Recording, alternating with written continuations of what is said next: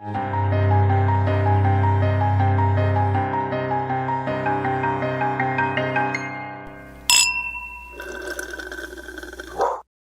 we are again. Well, I don't know how this happened. I don't know how we got here. If you are wondering how we got here, earlier Em looked at me and said I look completely different, but apparently now we're just back at it again. You Did said you I get a look like spray tan? No. I mean, maybe it's I put an upside down box on my bed and put my laptop on it. That's the only change that I've made. So it's a magical box, I'll tell you. There's something going you on. know what? Maybe it is. Maybe I'm just glowing today. I have no idea. But apparently I look like I'm in the office, ? Whatever that's supposed to mean. But in the show, The Office, not like in an office. Okay. I wasn't sure which one. I just kind of took both and ran with it. Are you just wearing makeup? Is that what's happening here? Not really. Okay. I don't know. I mean, you know what I'm doing? I'm in my room again, but I've been there for the last several days, but maybe it's the time. Oh, maybe this is not a joke. It's going to sound like a joke. Daylight savings time was 2 nights ago. Maybe now that the sun is like out later, maybe it's just the lighting. Maybe. So this room was built to be in, back then when they would build they probably still do, but like build houses to have light at certain times a day. Oh, really? Yeah, and so like the parlor, for example, in a house would have morning sunlight versus, the kitchen, which was just dark because it's working for you, girl. It's working. I don't. Anyway, yeah. So I don't know. Maybe that's what's happening, but I feel like I think you're onto something. There's really something going on, and I don't know what it is. I mean, the mystery is fine to remain a mystery, but really, because I just would like to keep talking about it. It's very fun for me. I'm sure I would also love to know exactly why I look so good, and want to keep that rolling. Yeah, glowing. I mean, I'm sure I'm sure several of our advertisers would be thrilled to be hearing this because I feel like we do have several advertisers that pertain somehow to my physical face, shoulders up appearance. And I'm not going to shout at any brands because that is not what I'm trying to do here. I'm just saying, hey, maybe we'll all find out the next time we do an ad and we go, oh, that's why you look that way. I think you're onto something. Like that might be it. So anyway, hi Em, how are you today? Well, you look so shut up. Okay. Zaftig. Man. By the way, look so charming. Well, I didn't mean to say charming. That's why I stopped. Did you mean to say it with a question mark at the end? No, that hurt. And I didn't mean to say it with a stutter in the middle. I promise you. I meant to say you look dashing. That's the word I was looking for. Thank you. Yeah. Well, I'm wearing a new shirt. I'm very excited about it. If you'd like to see. Can I see it? Is it just blank or does it? It says Bubby's Little Matzo Ball. I just called you Zaftig and you're wearing that shirt. That makes it so much better. I know. Although you did channel the shirt earlier because you did say the word Zaftig in an ad. To be clear why I'm calling you that, everybody. Yes. I was making a point that my grandmother has called people in the family that and that makes sense why your shirt kind of channeled that. Yeah. Speaking of my grandma, apparently she heard one of our last episodes where we made a joke about my other grandmother passing away. She almost killed our social media manager Megan. Like she almost put out a hit on Megan, our social. Not really. My grandma sent a message to the And That's Why We Drink Facebook page to say, why is my death so funny? Actually, what she said, Em, there was a reel posted about how your other grandma died, and I said I made some like stupid, sick joke about your grandma dying. It was fine. Yeah, it felt funny in the moment, and then I forgot that it would show up on the social media, of course, and then it did. And your grandma DM'd our social media manager Megan and said, "I didn't know my death would be so funny," and it was like the most like put you in your place grandma message. And Megan basically said, I'm never posting again. I'm leaving. I'm leaving this physical plane. Goodbye. This is the end. And the fact that it has an auto message and it was a freaking like it's like, sorry, we're busy right now. But it was like a gravestone and a ghost. And I'm like, oh my God, now grandma's going to think we're like, making more mockery about it, anyway. But I was like, wait a minute. Your grandma's not even dead. It's obviously not about her. Doesn't she know you have another grandma? I think she knows that she takes the spotlight often, and so why would I talk about anyone else ever? Somebody asked me, okay, I'm glad you said that because that confirms my theory, because somebody said to me, well, I think it was Blaze or Alexander, somebody rational in my life, and there are only a couple. And one of them said, well, doesn't she know that Em has another grandmother? And I was like, yeah, but I don't think that crossed her mind. Like, I don't I think don't it think so. occurred I to think her she there would knows be she's another one like being she discussed. I think she knows that when grandparents are discussed, she's gonna have her name thrown in, and so And I she was do like, kind of say obviously. it a lot. I do like her name a lot, and I mean that fully sincerely. This is no insult, Let's ma'am. put it this way. I'm so sorry. Ma'am. I feel like I really dropped the ball here. Let's put it this way. She's Linda's mother. So Yeah, exactly. That's and also how I explained it to Alexander and Blaze. my mother, I think, is shocked every time she doesn't get mentioned in an episode. I'm sure her mother's also Here like, she well, if you're talking goes. about grandparents, obviously I'm on the field. I'm ready to That's the put me one. in, coach, you know? Yeah. Anyway, hi, Grandma. The No, right Megan's one this never gonna time. post this again. Megan's never gonna post any content about your grandma again. She Well, was this will so show if scared. she actually listens to the show or just watches the clips on That's Facebook. true. So. You know what? Great point. Because Why then do you- maybe you'll get a freaking text. Finally, yeah. Finally. I didn't even like get a text. I got cold I shouldered. love that it went straight to the top, which is Megan. I like how she probably thought it was going straight to me and then still didn't text me and just say like, hey. Yeah, bizarre. Yeah, she's just too savvy. She's just on the gram, you know. Why do you drink this week, Christine? Oh man, well, I've been doing a lot of like meditating and things like that, and as you know, I go through these spiritual ADHD side quests, and I'm on a new one this I'm on a new one this month. Not really, but I've been really focusing on meditation. And so a lot of like synchronicities have started coming up, and it's really wild and weird and fun. And so long story short, long story medium, we have a trip this week, and we're going to Monterey and San Luis Obispo. Am I finally saying it right? I've been practicing. Sure, it's pretty good. Can you say it? I say San Luis Obispo. San Luis Obispo. Okay, thank you. So anyway, we're going to Monterey and San Luis Obispo, and then Portland, Seattle. And like originally, because they're kind of like a week apart, I was thinking, oh, well, then I'll just fly back.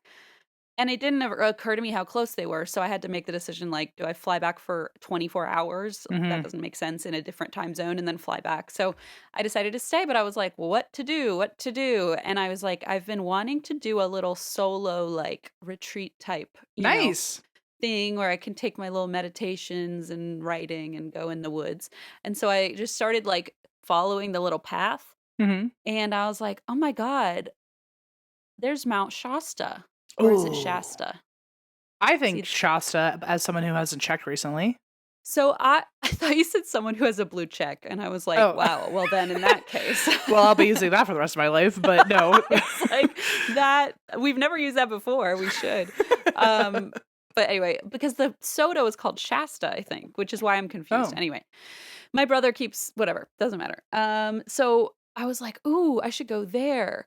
And you know how I'm like super into trains?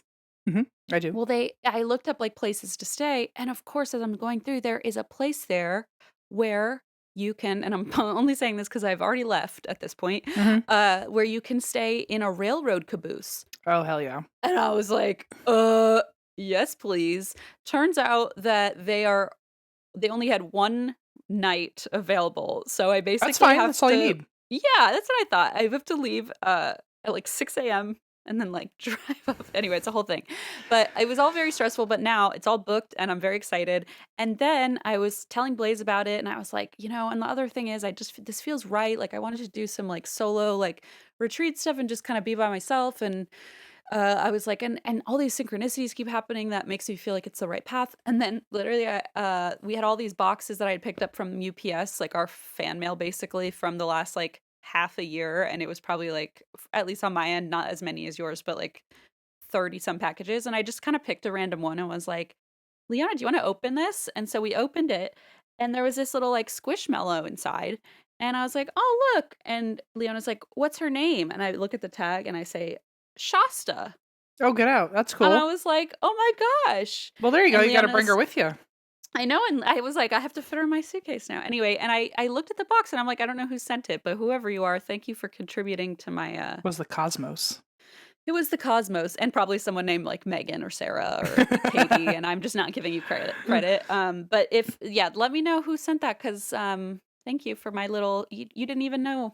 So Maybe Maybe that you were part of a little synchronicity. a So little divine situation there. yeah, so that is why I drink M. Anyway, Well, long story, but how long, you don't have to tell me all the details, but how long is this like retreat? Not just the caboose situation, but yeah, so like I'm gonna do you just get sick of it, or like are you gonna take a break at some point, or are you just oh, full it's just like throttle? oh, no. I just kinda wanna, like, be like, a little solo travel just sounds really, like, nice. I don't really mean even a retreat. I just mean kind of, like, solo time because Mm, with the toddler and all the pets and everything, I just never am, like, alone, and so I'm like, it would be really nice to just have, like, a few days of just, like, being close to nature or just, I mean, not that close to nature, like, I'm bringing a lock, like, an no extra bears. lock.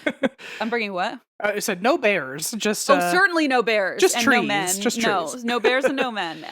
Just me and, a rental car. Poor Blaze with like peas in his hair and like No, carrots, and you're like, I think I seriously. need some solo time. And he's like, No, ah. that's why I was like, "I'll fly back for 24 hours." He's like, "I really won't allow you to do that." And I was like, "I'll help." And he's like, "That won't be helpful He's anyway. a Like, you'll good just." man. He was, yeah, he was right. There was no easy way around it. But my mother-in-law's coming for a few days to visit because it just worked out timing-wise, and they're going to see a Taylor Swift cover band with Leona, so she's going to her first concert. So, you know what I Nice, mean? It'll be a good time for them. But nice. anyway, why do you drink? Is it your Grammy or your Gammy? No, Gammy's death Gammy, slash she's kicked the bucket 5 years yeah, ago. She's Jacqueline's concerns. JG, as we call her in the house. JG, got it. Anytime my mom is acting a little like her mom, I go, "Ooh, pulling a JG there, just warning you." Oh. Which I didn't think would stick. I said it one time as like an off the cuff thing, and my mom really like melded with that, and Some so things that you now say she. are so annoying, and somehow they still get said over and over, and it's like Thank a you. earworm, you know? Thank you. Well, JG. she's really latched on, and so now she'll just tell on herself, just so she can use the phrase "I pulled a JG." So, um, You'll never believe what a JG I was earlier. I don't know why I drink this week. I guess Where are you going in between those shows? Are you going home? no, I'm just gonna explore. I really don't even know where I'm gonna end up yet. Because as someone who regularly solo travels, I can tell you you're gonna have a blast. Right, like, it feels like I just haven't done that in so long, and it's, like, always a very, restorative experience, I think. It's wild because And it's like just 3 days, right? Like, in between, I think, just a couple days yeah, or I 4 mean I'll maybe. probably just explore the two cities that sandwich the Yeah, yeah. but I don't know. Sometimes on previous trips, um when we've had like a week in between and we weren't recording, I've just like gone to other random ass cities. So I mean, I don't know where the world will take me. So Wow, the wherever the wind blows. wherever the Watch wind you end up at blows. a railroad park and be like, "That's weird, Christine's staying at one of these," and then you hear me If all of a sudden, having anytime I hear choo choo, I'll know it was you. Christine's somewhere around. She's trying to recreate the train noises. Yeah, no, I guess I'm excited to do a little traveling. I guess if I'm picking like a thing today, I have a lot of laundry to do because I've been avoiding that. Ugh. I fucking love clothes. Fucking love. I mean, like I I don't. know, it's hard not to. Which is such a weird thing to say because it's not like I'm into fashion. What I really love is like t-shirts with like a saying on Right, it. because That's they about like it. express yourself, right? So it's like, oh, you can buy stuff Bubby's that little matzo ball. ex express yourself. Yeah, exactly what I think of. Yeah, when I say that. But so and Allison, who is like such a minimalist, there's nothing she hates more than how every time I come home, I Then your bring creative expression via T-shirts. and Yeah. on my solo travels, what if I find something that the only way to commemorate it is like get a shirt? So Allison has justified it in her head, so she can't be mad at me anymore. She's like, To "Oh, so just like you cope. collect t-shirts." That's the way that she has to say it Oh, a now. collection. Oh, I love Um, that you just reframe it. well, that's what she had to Classic. do, or else she was gonna start ripping her hair out. I Yeah, think that's like a method of yeah, like self-soothing. yeah, self-soothing, exactly. Exactly. Well put. But so I buy so many t-shirts that like I can get away with not doing laundry for a long time. So then when I do, I see. it's always a mountain. And a while ago I decided like I was going to throw away like half my socks and half my underwear because that way it would force me to do laundry more often so it would stay in smaller piles. But then I tricked myself again and now I only like wash my socks and underwear so that way they're quick laundries and I avoid the pile of t-shirts still. So Yes. Yeah. Yep. I know exactly, because there's some underlying other void we're trying to fill, and it doesn't matter how many times you're gonna try and yeah, it's just I gamified my gamifying, I yeah. guess. So That's really meta. Yeah. anyway, I guess I drink Uh, because of the you have Mount Shasta, I have Mount clothes, Mount laundry. So that's why I I, drink. I also have this Shasta, so if you need a hug when we're on tour, you can borrow her for a minute. Thank you. Oh, and then I looked at the tag again, and to be clear, folks, like her name was assigned as Shasta, like I didn't make it up. But then I read her little like descriptor tag this morning, and it was like, I'm trying to remember. It was so strange. It was like she is a general manager at a beachside restaurant, you and go, I'm like, girl. what? I was like, this is quite a story for her, but it like the backstory, no But notes. after so many of those toys come out and you have to have a backstory for each of them, Exactly. someone's gonna have a little bit of a kind of Yeah, backstory, but you like know? I kind of it felt at first kind of and then I read it and I was like, "Oh wait, no, she is fucking loving her life." And like if then when you take a look at her and see her floral hairpiece, you're And like, her big smile. "Oh, and she gets dressed every day and puts and gets her lashes done." Like she's just that's her people. That's her place. You know she doesn't have a pile of clothes somewhere that needs washing. Yeah, just She's like got a it little together. one that she jokes about, but it's like not really a problem like it is for us. Yeah. Yeah. Yeah. Yeah, She I just can tries see to that. relate, which is so kind of her. Like she just has a good heart, you know? That's nice. Yeah. It does hurt my feelings though when she's like, sorry, the place is a mess, and then I walk in like I don't see a I mess. And I'm know, I like, you need know. to stop saying what But you're she kind saying of to tries me. to fix it by coming over and being like, you have the most gorgeous home, you know, and then she won't make you feel bad about it. You know what I mean? Hmm. That's So who we all want. that's good. She's a support. She's the backbone actually. She's Oh, a backbone. Yeah, she's the heartbeat. I call her my mountain. uh, she's my rock, you know, That's nice. She keeps even though you. she's so squishy. Um, Keep going. No. don't dare me to. I really might, and I won't be able to stop. So when it comes to kind of all Em and I like to discuss all our ailments, right?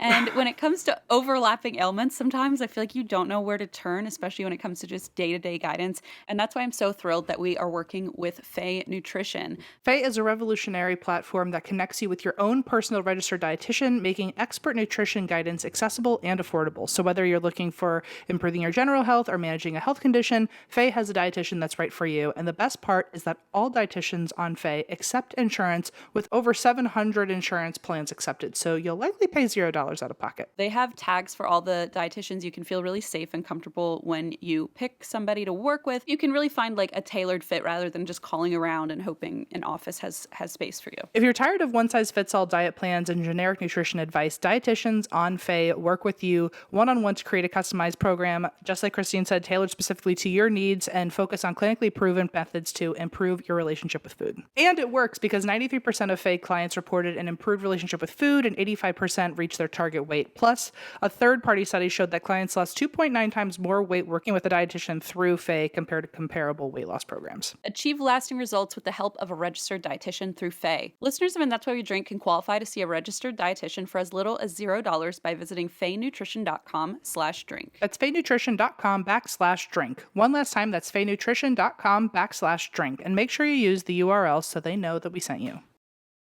As the child of a brand newly retired financial advisor, by the way, as of this week, balloons. I was raised that financial literacy and financial responsibility are peak importance, and somehow I have failed. But luckily, we have Chime. When you open a Chime checking account, you are one step closer to a better financial future. Please take that step, because we did not. We did with not. no maintenance fees, fee-free overdraft up to $200, and getting paid up to 2 days early with direct deposit, making progress toward your financial goals has never been easier. If you ever want access to your pay before payday, you can use My Pay to get up to $500 of your pay early with no mandatory fees or interest, and you can learn more at chime.com/drink. You can join millions of Chime members. We just think it's the coolest service ever toward working toward financial progress. A Chime checking account helps you move forward with fee-free overdraft up to $200. That is huge.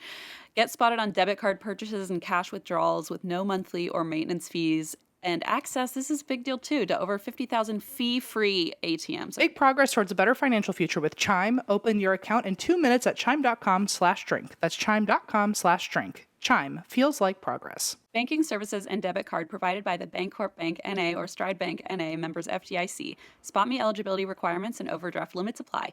Boosts are available to eligible Chime members enrolled in SpotMe and are subject to monthly limits. Timing depends on submission of payment file. Fees apply at out-of-network ATMs. Okay, here's my recap. Do you remember at all what I'm going to talk about? That's okay if it's a no. It's a no. Okay, so this is a girl named Nicola Aubry.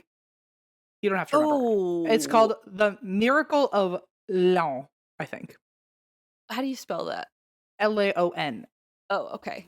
But yes, I trust do me, remember this. I YouTubed the shit of how to pronounce that damn Laon. thing, and the best I can get you is Laon, like When garçon. it's a bunch of vowels, it's like, what do you mean? I just want. Yeah, sorry, Laon. French people. We just finished watching a season of Below Deck where one of the people is French, and he needed subtitles every time he spoke, and it's. The French accent's a toughie. They're just passionate about, it's like, we're not blaming you. It's just hard to understand. They're just passionate about their language. That one is hard for my head to get around. It's toughy. I agree. Yeah. Okay, so The Miracle of Laon, which is in Laon, France, I guess. Okay.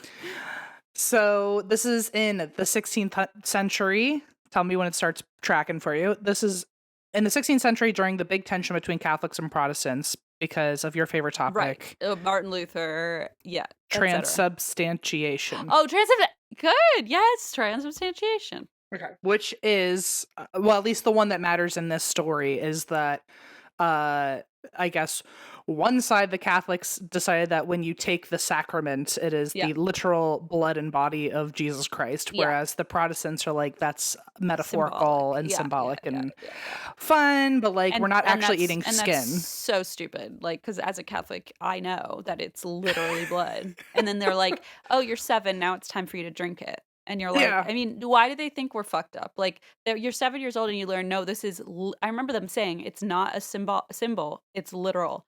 And then they're like, now you walk up to this priest in front of hundreds of people and drink this huge goblet of blood. Like, that's literally what they told us to do. And we were 9 for that first communion. Anyway, and then they're like, you're accepting Christ into your body by eating his body. I mean, it's just like, what in the effing fuck? I know I said it last time, but like the irony of like saying anything ritualistic is demonic, but like, hello, biggest ritual I've ever heard in my life. Drink blood out of a goblet? Like, in front of the masses. Catholics are so scared of Satanists. It's like, you're basically two sides of the same fucking coin. Yeah, you're just looking in the mirror and you're scared of yourselves, baby. Exactly. Okay. Thank you. So I'm sure there's more to why they don't like each other, but the one we care about right now is like, the Catholics think that it's literal skin and blood. It's a good headline, It's a headliner to use, yeah. And so just remember that in the background of the story, because this story ended up being used against Protestants. I see. Propaganda, sort of. Mm-hmm. And you will see, I mentioned it last episode. Last episode, I mentioned it a little bit, but it didn't totally get brought up. It will get more brought up this time. So. Okay. And the main character here is Nicola Aubry. She's 15 years old. She's seeing dark apparitions by her bedside. She's getting grabbed and dragged by something. She's having convulsions. She's speaking in a voice that isn't hers. Her limbs are literally cracking. Her face, her eyes, her tongue are all getting swollen. She's getting flung around in the sky, and she's having swoons, which is basically like Sleeping Beauty syndrome where she can't wake up. Oh, okay. So she's kind of like going into like some sort of twilight trance, sleep. Yes, trance thing.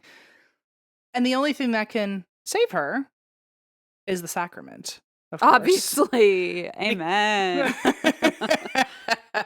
So the parents get the church involved to do exorcisms on her. Remember I told you she's having like several public exorcisms done on her. Oh, that's right. Oh, yeah. And I said, I don't even blame the people going to watch because, like, what else the hell do you have to do? I would go. Exactly. Like, we all know we were all there. And if you say you weren't, you're probably lying. If someone told me today that there was a public exorcism I could witness, fair point. Would think for a second about it, and then I'd go, no, I feel like I shouldn't. We'd at least get tagged in it on Instagram a bunch of times and have the option to go if we wanted to. I maybe wouldn't go myself, but I'd be curious to what happens on TikTok in the next I few would check days. the I was gonna say I would check the tags. Yeah, yeah, yeah. So one of the thoughts is that this was so the public exorcisms, the thought is so that way people could get together to pray together because the power of prayer, but also to show the power of Catholicism specifically when only the sacrament is saving Oh, her. I see. So it's like a sideshow, but like in the name of God. Propaganda, yeah. Yeah, gotcha. So during these exorcisms, the demon, remember, openly calls the Protestants in the crowd his faithful servants. Oh yeah. So fuck you, Protestants. That's hysterical marketing. And when the priests try out different holy relics, none of them really piss off the demon they in a way that they want it to. The only thing that Uh-huh. works is the Eucharist. And Stupid. when at the end when the priest demands the demon to tell him his name, the devil says, "I am Beelzebub," and that's where I left it. Oh, So- that was I remember that was such a good cliffhanger. Oh my god.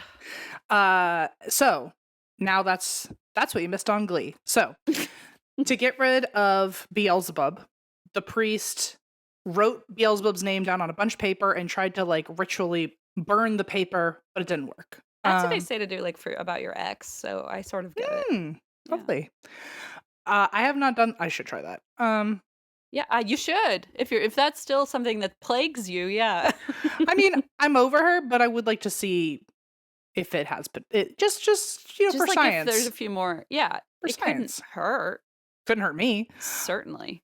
Well, so I'm gonna start this by saying the rest of these notes, I had such a fucking headache trying to put all this together because I was using sources that either were translated in like into like more modern day text. Then I was using, remember I read like a 60-page book and all those in like Oh my god! all Thank God you those get in to an- talk about that in 2 episodes because that would have been wild if you just did one episode and then you just never the mentioned book, again. yeah, it was not relevant anymore. Well, that book was also in like old English and it was like I had to I'm sorry, you failed to mention that in the first episode that the 60-page book you read was in Old English. so there was a lot of What? trying to piece everything together. Was it on like Kindle Unlimited? Like where the hell did you? Okay, it was never literally a mind. PDF someone Yeah, put you had to online. like download it off Google. Yeah. Yeah. So it took a lot of trying to put things together, and I will tell you, I don't claim to be an expert on the timeline here. I tried my fucking best. That's all I can tell you. So before anyone has anything to say in the comments, that's an expert on this feel for some like- reason. Yeah, I was gonna say, don't I feel know. like you don't have that much to contend against. Like most people are just going to work right now and aren't If- like experts in in 16th century. If anyone were to history? hear about this case somewhere else and it sounds completely off, know that I was trying my best timeline wise with like actual like quote historical sources. Yeah, so maybe they're wrong and you're right. So keep that in mind as you're driving. Okay, here we go. So I kind of chunked things together that I couldn't timeline. So I'm just going to say at different times throughout these several exorcisms, Beelzebub was asked by the priest a few questions. Here are some of them. They come from Beelzebub was asked. Okay. the priest asked several questions to Beelzebub. These are just a handful of them. In and other words, this girl. yes, Okay, just to clarify. this 15-year-old girl who claims Beelzebub is within her. Understood. Okay, so she's the This one is kind what of she's being She's the asked. channel for Beelzebub. Okay. It certainly looks like a 15-year-old girl is talking to the priest, but Gotcha. we're gotcha. acting like Beelzebub is here. Uh-huh. Uh-huh. So the first question that is asked to Beelzebub, where does he go when he's not possessing Nicola? Because it's happened so randomly that he'll just pop in. So like, where does he go in the moments where he's Malibu. not there? Well, he says, actually I go walking, just take a walk through a forest, and it's full of sinners. It's dirty, dirty sinners. You know, like forests are. Has this girl never been in a forest? That's probably why she doesn't understand. She's like, you know, a scary place, a forest. So that's his answer. He's like, well, I just take a stroll. And other Wow, than that, this is rough. this is so exhausting for me that I need to go into a dark, fiery forest full of dirty sinners. Totally. You know how it is. Then he's asked where he will go once the priest succeeds and finally casts him out. What's next for you? Yeah, wow. Once I fire you from this body. Once I get you out of here, like what's on the docket for what's on your calendar for the year? What's the agenda? And the next thing he says is, I'm paraphrasing, obviously. He says, oh, I have plans to possess this other woman, Uh, who, by the way, there are already two demons fighting over trying to possess her, but I'm going to come in and like beat him to like it. an all cash offer? Like, what are you talking about? It sounds like, I don't know if like they're all going to like threesome it and like possess her Wow. together, Good point. or like, oh, I'm going to win the fight and get in That would there be a before they do. foursome though, too. Oh, threesome, the three demons. Yeah, I got you. Four in Okay. spirit, Right. three demonically for sure. Uffa duffa. And then he did confirm, by the way, when you drive out a demon from a person, we just go possess someone else. We're just like, the infestation just kind of bops around. I really hope that's not true because that sounds scary to me. I'll alert the priests in the area and see if they can get me a better answer for you. Yeah, I'm curious because, like, if he's just walking around the woods, like, why can't he just keep walking around the woods? Why does he have to keep Yeah, possessing people? you got to keep your cardio up, my guy. I would think you would just like find some solitude out there, you know. And if you can fly to another person, why are you walking anywhere? Why are you not just like in hell enjoying yourself? Well, yeah, why aren't you just sitting somewhere laughing? Just that, This is like, all weird, you've right? done. I have a lot to It's ask of almost as this if there's a guy. lot of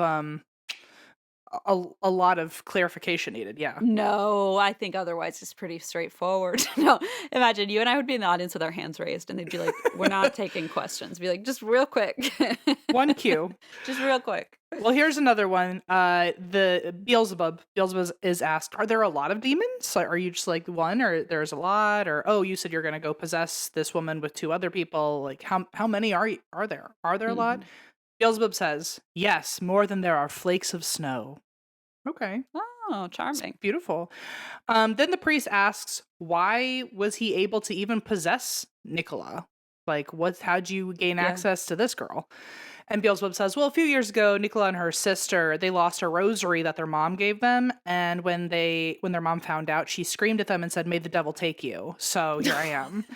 Imagine Um screaming that nowadays at your child. Like, I feel like if someone yelled that at their child, I don't even believe in whatever that is, but like I'd be like, that's so inappropriate. Like, I think it would still scare me. I think I'd be Sure, like, of course. oh. He said, that happened. She kind of gave me like, she opened the window for me, and I've kind of had like some access to her this whole time ever since her mom gave me that ability. Whoa. But apparently later on in life, Nicola was then in a fight with her husband. Reminder, she is 15 with a husband. Oh, It's also woof. the 16th century, so I don't know what is okay Yeah, anymore. what's like the deal? Yeah. But they got in a fight. Her husband also says, "May the devil take you," and he's like, "Ah ha ha! I have even more power." And apparently, since then, which I wonder if there's some play on like because he owns her as her Yeah. property, then he gets the Like, final so say. her mother consented when she was 10 on her behalf. Now her husband consents, not because And she's 15, but because she's a woman. and his property, I And guess, his yeah. property, exactly. And so ever since then, Beelzebub kicked the door down and finally had access to her. So it's like the men's fault is what they're saying, and I feel like we're not getting Oh, across that's well, in this case, it's the man's fault. Yeah. and just like that, that's the end of my notes. It was a man's fault. The end. I know, who knew it would take us so long to figure out? So this is a quote from Beelzebub about how he has been trying to possess her, From Beelzebub.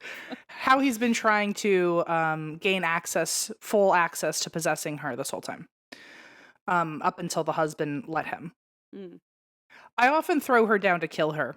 I throw her into the fire to burn her and into the river to drown her. I tempted her to say foolish and wicked things, and I tempted her to steal money from her grandfather. I urged her to steal from her parents, and she stole everything she could, and she gave them to her neighbors." Okay, socialist. But also, Whoa. giving to your neighbors sounds like something Jesus would do, not Beelzebub, right?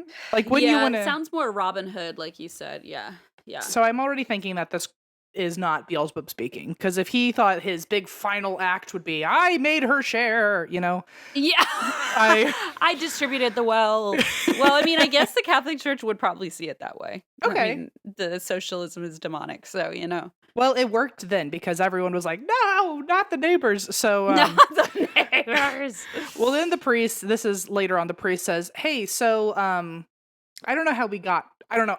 I myself don't know how we got to this place, but at some point, the priest does like some sort of status update, and it's like, how are you alone in Nicola, or are there a lot of you? Like, because you're saying that demons can possess multiple, Yeah. multiple demons can come through. Are you alone? How many are there?"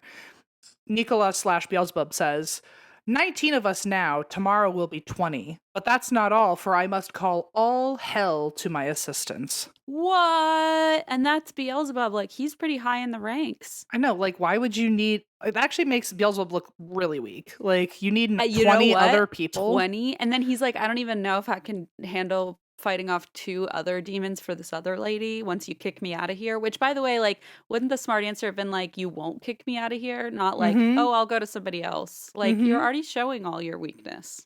And to say, I must call all hell for a 15-year-old girl? Come on. Seriously, this is, like, embarrassing. Bees, come on. Come on. So the priest Bees. tells... I was like, is that a new slang term? BB, so, Beelzebubbe. Beelzebub? Oh, Beelzebub's little matzo ball. Okay, so the priest tells Beelzebub to leave. This, by the way, becomes such a trend in the story. The priest says leave, the devil says no, and then they just do it over again tomorrow. Will they, won't they, I know, etc. Enemies to lovers. So wow. The priest Is that says, why you read that book? You thought it was going to be like smutty? I haven't gotten to the end yet, but I will tell you there's a kiss. I'm just kidding. In 16th century old English? Yeah. Christine, you know somewhere there is a 16th century fanfic about Jesus and Satan falling in love. I promise you there is. I promise you I agree with someone's thought about it. Yeah. And it's in Old English, and I've probably read it. It totally wasn't me. I promise. If there isn't, can someone find some and send it to us? Because that would be... Oh, no. Okay, no. I get enough smut sent to Beach Shoe Sandy. I don't need more smut sent to me. Send it to M. I'll take it. Yeah. That sounds great. I've got plenty. I can read it from fresh eyes since I never grew up with religious trauma. How about that? Oh, there you go. See, it's a little more, off-putting to me in that way. So maybe you'll be maybe it'll turn you on. Maybe. Maybe that's your thing. Maybe I haven't discovered it yet. Wow, that's beautiful. So the priest tells Beelzebub to leave. Beelzebub says about him and his 20 underlings. He says, we'll leave, but not now. And not here. And then literally like Batman or something says, my work is not done in this city. And then just like flees. Wow. He's and walks gay. through the woods. Yeah, he's for sure. The fruitiest thing I've ever heard in my life. Well, it's also just like so flashy. Like relax, I mean, I fully believe that if there's a devil, he is the definition of camp. And like, well, right. They couldn't be any other way at this point. In his fishnets, my work isn't done in the city. Oh! And just kind of flies off. The cape like gets flicked in someone's face. Yeah, no doubt. Well, around this time, the priest starts hearing things at night, and he's in his own house when he's like off the clock from doing these millions of exorcisms. Great. He starts hearing thuds, knocks, whistling upstairs when he's alone. Ew. And eventually, during one of these exorcisms, the priest even says, Beelzebub, when you leave Nicola, like, are you around ever? And Beelzebub said, well, last night I visited you. Camp. It's not camp. I'm going to make it camp. Pretend it was camp. Everyone pretend a drag queen said that. Yeah, well, pretend that the footsteps that you heard were clicks of high heels. Yeah. And then he smelled something. He's like, hairspray? Like, what is going on? The whistling was to like, some Madonna or something. Some feathers fell, but they were like hot pink. Yes. Yeah. Okay. I'll get it together. I can hear myself spiraling. Okay. So the priest says, what are you up to? He says, oh, well, I visited you last night. And this time the priest decides he's going to use the sacrament alone to make Beelzebub leave her body. Say like, get out of here.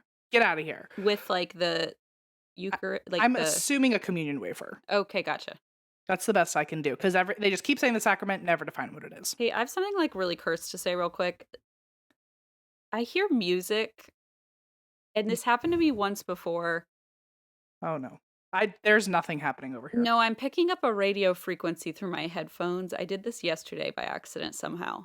Is this a joke? What are you talking? I'm not even joking. I wish I were. Yesterday there was this country music playing and I kept telling my brother to figure out what it was. Turns out he like muted himself and I still heard it. Took off my headphones, didn't hear anything. Put my headphones on.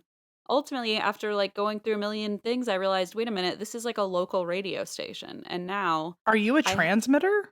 I have a classic radio station play or classic rock in my ears right now. The devil's music. You know what? Oh, and you know what was wild is when you went like this. I heard like one of the Like a drum? a tin. What do you call this? Oh. Uh, That thing. uh-huh. And so when you did that, it was like, and I was like, whoa, how'd you do that, Em? And then I went, oh no, it's happening again. So are you like, can you pretend they're like rabbit ears on an old TV and like fuck with them? That's maybe what I'll do. One moment. Can you pray it away? That is so weird. I'm telling you, I have had the craziest shit happening to me, like with electronics lately. Things are like, I'm not kidding you. I don't know what's going on. I have broken like 3 phones, 2 iPads, a bunch of vape pens. Anyway, like That's weed weird. vapes. That is weird. Yeah, it like won't stop. Light bulbs. Anyway, Um, now I'm are channeling fucking classic radio. can you still hear it? No, it's gone now. Did you I really think pray it away? That's incredible. I think I just kind of prayed it away, not to the God of the Catholics, but to my own higher Shasta. power. I don't know, my Mount Shasta. Yeah. So around this time, the priest started hearing things at night. Blah, blah, blah. Oh my God, me too. Was it classic It rock? was classic rock in his headphones. Oh my God, symbols. So, okay, this is the part where I was at, where up until now he's used like holy relics or he's done like a cross on the forehead or whatever just to piss off the demon. At this point, he's like, oh my God, I'm so sorry. I think my house is reacting to your story. I'm so sorry. I think you're getting everyone worked up over here. everyone's sensing it. Yeah. At this point, the priest is like, fuck this, like we've done this back and forth too many times. I'm just going to pull out the sacrament and I'm going to say, get the hell away from her. And the closer he puts the sacrament to Nicola's body, the Beelzebub starts freaking the fuck out. Eventually, Nicola's body starts contorting and winding and writhing, and Beelzebub flees temporarily. Again, this happens hundreds of fucking times. I'm so sick of it. But leaves for the day. Flees temporarily. Yeah. Clocks Flees out. has such like a strong connotation of like just drama, and then it's like temporarily. He clocked out. He was like, my stories are on. I'll be back He's tomorrow. like, yeah, I might actually. I have to listen to a podcast in the woods or whatever. It's my new retreat. Well, this time, I think this, if I'm right, then this was when the priest used the sacrament for the first time to make him leave. And on his way out of Nicola's body, Beelzebub badly damaged her arm to a point where he like stretched it longer than the other arm, and then it ends up paralyzed. Oh God. And this arm, there's also like parts of different sources that say he also hurt her foot. Nobody seems to give a shit about that. They only care about the arm. Okay. But so her arm is like heavily examined by doctors because everyone's like, is this real? Is this a hoax? We still don't know. So like, let's look at this now paralyzed arm. Doctors literally try cutting into it, burning it. They do like the pins under the nails thing. Ah, I know. sorry. I know. But let's just say it is definitely not moving around and she's not reacting to it. That's weird. And she's like 15, right? I mean, it's not like she's been. Yeah. If I were 15 and I made up this story and then I found out someone was going to put a pin under my fingernail, I'd be like, I give up. It was never real. If I found out that someone was going to put me on a stage and do an exorcism in front of 100 people, I'd be like, bye, I'm out. I want nothing to do with this. Stage fright. No thanks. Well, leave it to the Catholics to insert this little part of the story in, is that they even let Protestant physicians Oh, wow. That's so big of them. examine her when she was under these swoons, and they would let Protestants try whatever they needed to. They put unconsecrated bread soaked in wine next to her face, but it didn't work. And only when a true sacrament was placed next to her would she wake up from these trances. So just proving how powerful the sacrament truly is, because it is indeed the flesh and blood of Christ. That's exactly right. So, at some point during these exorcisms, the Beelzebub, the demon, he's saying, whatever you do, don't take me to this one town. I think it's called Lies, whatever. Don't take me to this town. And if you promise not to take me to this town, then I'll leave right away. I'm so scared of that town. And the priest is like, what? Okay, well, obviously we're going to take you there right now. But I mean, I want to go. I'm curious. But being the demon he was probably playing a mind game on them of like, don't take me there, knowing he would get taken there. Oh, that's pretty good reverse psychology. Yeah. Classic. So he said, don't take me there. And the priest was like, we're going right now. On the way to that town, Beelzebub apparently fought it in every way possible. He created storms. He created accidents. The horse that was taking them got spooked. At one point, the horse just was catatonic and stopped fucking moving. It was very Oregon Trail, I guess. Mm. And when the priest asked for, when they finally got to this town and they're doing the exorcisms, he asks the demon again, status update, how many demons are there? Because last time you said 20. And then he goes, oh, actually now it's me and 29 others. And so that makes a total of 30. And 3 of them are like so powerful you wouldn't even believe. And Their they name- all live in this town, Lise or whatever. Yeah. Is that why they went? We never find that out. Oh, okay. So I think you're right. Because, like, why else would it suddenly be so many more people, more demons? I don't know. Or maybe this is where they would, It's like a their trick. power would be harnessed. I have no idea. Yeah. Okay. I do know that it's like a religious area, so maybe like for the sake of this like propaganda story. So for the story, it's like, oh, this like ultra religious place. Okay. Yeah, for the sake of the story, maybe it's like, oh, he really didn't want to go there because with the power of Christ, we'd really get him in this city. Whatever. So the devil says, or Beelzebub, I don't know if he's the true devil. It's him Whoa. plus 29.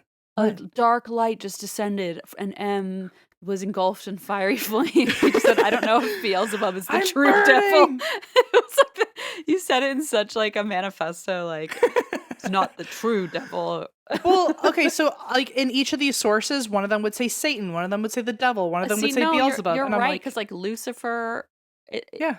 Anyway, go on. Yes, we've discussed this. Of these other 29 demons, Uh-huh. we learned the names of 3 of them, and apparently they're the most powerful of these 29.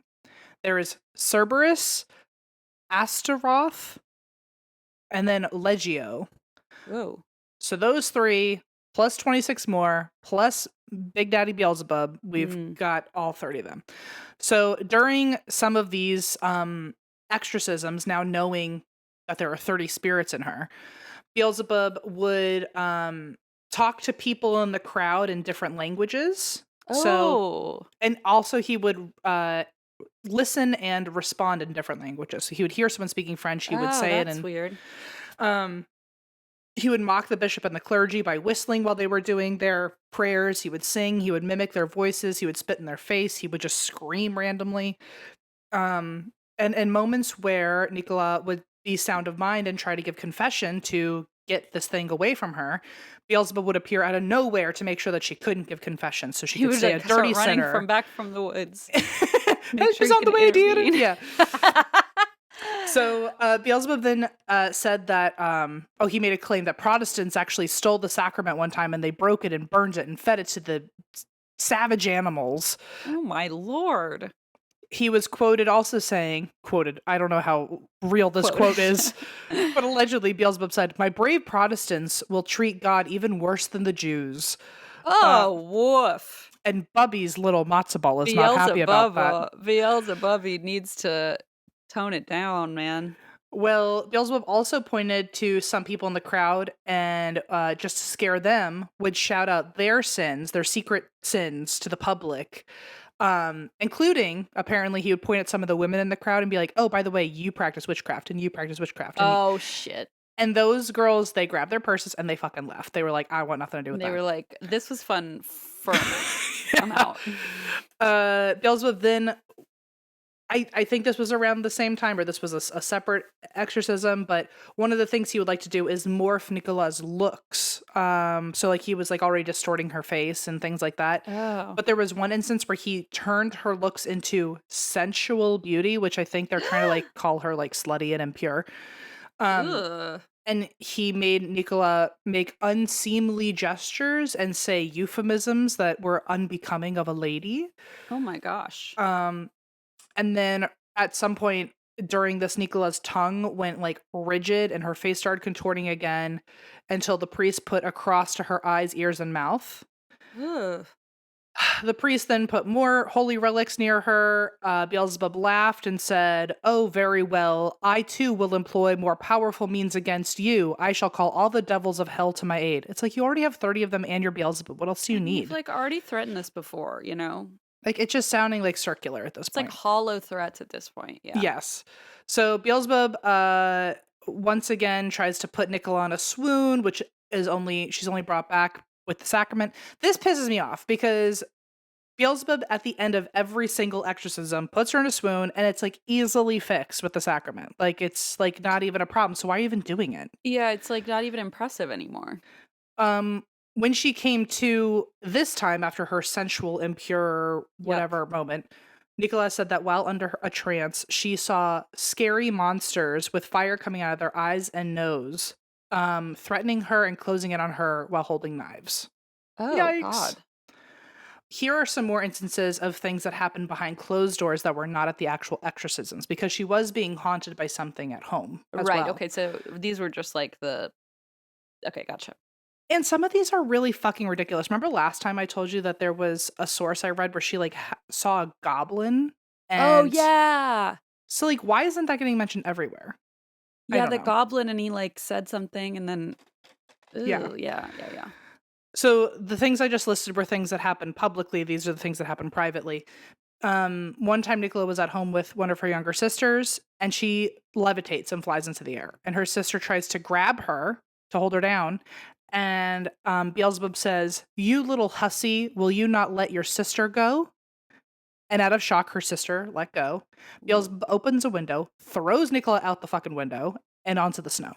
Oh, my God. Dramatic. Dramatic. Another time, an abnormally large fly is buzzing around the room, and when Nicola's husband tried to catch it, it vanished, and at the same time, he got sucker punched in the face. Which apparently, it's interesting because Beelzebub is known to be the god of flies. So, Okay, that's intriguing. another time, a less experienced priest was subbing for the main priest. Okay. Rookie Mistake. And while he was trying to start the exorcism or get things warmed up while the real priest got there, all of a sudden Beelzebub comes through and says, "Now come here, my dear. You'll play the devil and I'll be the exorcist. Get on your knees and I'll exorcise you." Whoa. And then the devil starts saying all of the priest's parts, which I think is not supposed to be possible. Uh-oh. He starts making the sign of the cross, the devil himself, which makes you wonder more and more that it's just a teenage girl. And as soon as the real priest walked in, all activity stopped. It's as if he didn't know how. Mm-hmm. Another time, Nicola was staying at a friend's house and they heard her suffocating. And when they ran to check on her, she was being smothered by her own pillows. And she said that the goblins had come back. No. And that they had tried bribing her out of having another exorcism and letting the demon stay inside of her. And when she refused, they choked her to death or tried to choke her to death. What in the fuck? Another time, a man, this one really freaks me out. Like, I feel like this could be like a listener story kind of thing. One time, a man from the crowds who had been going to these exorcisms went to Nicola's house to talk to her, and the priest said, "No, you're not allowed in because you could be the devil in disguise. If there's a devil in her, there could be a devil in you. I don't want you anywhere near this." Convening, yeah. And the man came in anyway, yikes, on someone's property to go see a 15-year-old girl. Yep. That sounds right. And Nicola looked at him and said in her Beelzebub voice, "Baltazzo, what are you doing here?" And apparently Baltazzo is the name of another demon. So like Shut the fuck up. They recognized each other. Yikes. Ew, that's icky. I don't like that story. What are you doing here, buddy? It's been a while. I feel like the wife and kids. Well, they'll just let anyone in here now, won't they? Look what the cat dragged. So, when the priest realized that these priest dragged in. Look at the priest. When the priest realized that two demons were recognizing each other and like just schmoozing it up, he kicked the other guy out, so that devil can listen to you and immediately leave the house, but this one can't. Interesting. Maybe he's not strong enough, he's still an amateur, that other devil. Well, either way, Beelzebub then looks at the priest and says, "It is well that you always have someone watching over Nicola. Had you let that fellow alone with her, you'd never see her again." What does it even mean? I don't know what that means. Like, was Baltazzo the one who's weaker and able to just flee like that? He was going to do the damage that Beelzebub couldn't? Beelzebub feels like he's like Beelzebub with like Beelzebubbe, and he's like like he's pretending to be the real because I feel like he's not doing a very good job. He's all talk. I think he just has to make And his he's not cronies even do necessarily everything. good at the talk because he keeps like accidentally showing his own weaknesses, you know? It's giving Wizard of Oz, where it's like, I'm going to Yes. make others do things because I don't actually have power, but Yeah, and I'm people just gonna think I keep do. threatening you. One of this is the last one I'll say, but this also felt really creepy too. Is that during one of the exorcisms, Beelzebub points to a man in the crowd and he says, "Good morning, Peter. Say, what were you up to last night?" And then starts describing all the sins that Peter had committed that night. Oh. Peter freaks out. He runs to confession, which, by the way, there were so many like people in this crowd. So they're falling for it. Oh, totally. I mean, Okay. they literally had priests like on standby in the cathedral to do like on-site confessionals because everyone was going back to Catholicism. Oh god. Anyway, Peter is getting clocked by this demon, freaks out, goes straight to a confession, and when he comes back to watch the rest of the exorcism, which I love that he came back, the priest asked Beelzebub, "Who's that guy over there, the one that you were just talking to?" And Beelzebub says, "Oh, that's Peter." And the priest says, "Do you know anything else about him? Like what he was up to last night?" And Beelzebub says, "Nope, I don't know anything else. I just know that his name's Peter."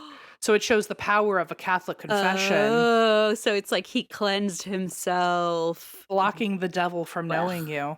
So then that, of course, made everybody else want to go straight to Oh confession. my And god. That's honestly genius marketing. Like, I'm serious. This is it, really good marketing. I feel like there's a TikToker somewhere who back in the 16th century would have been like, I know exactly how to get everyone to be And it Team was Catholic. that priest. He founded TikTok all Totally. the way back then. Yeah.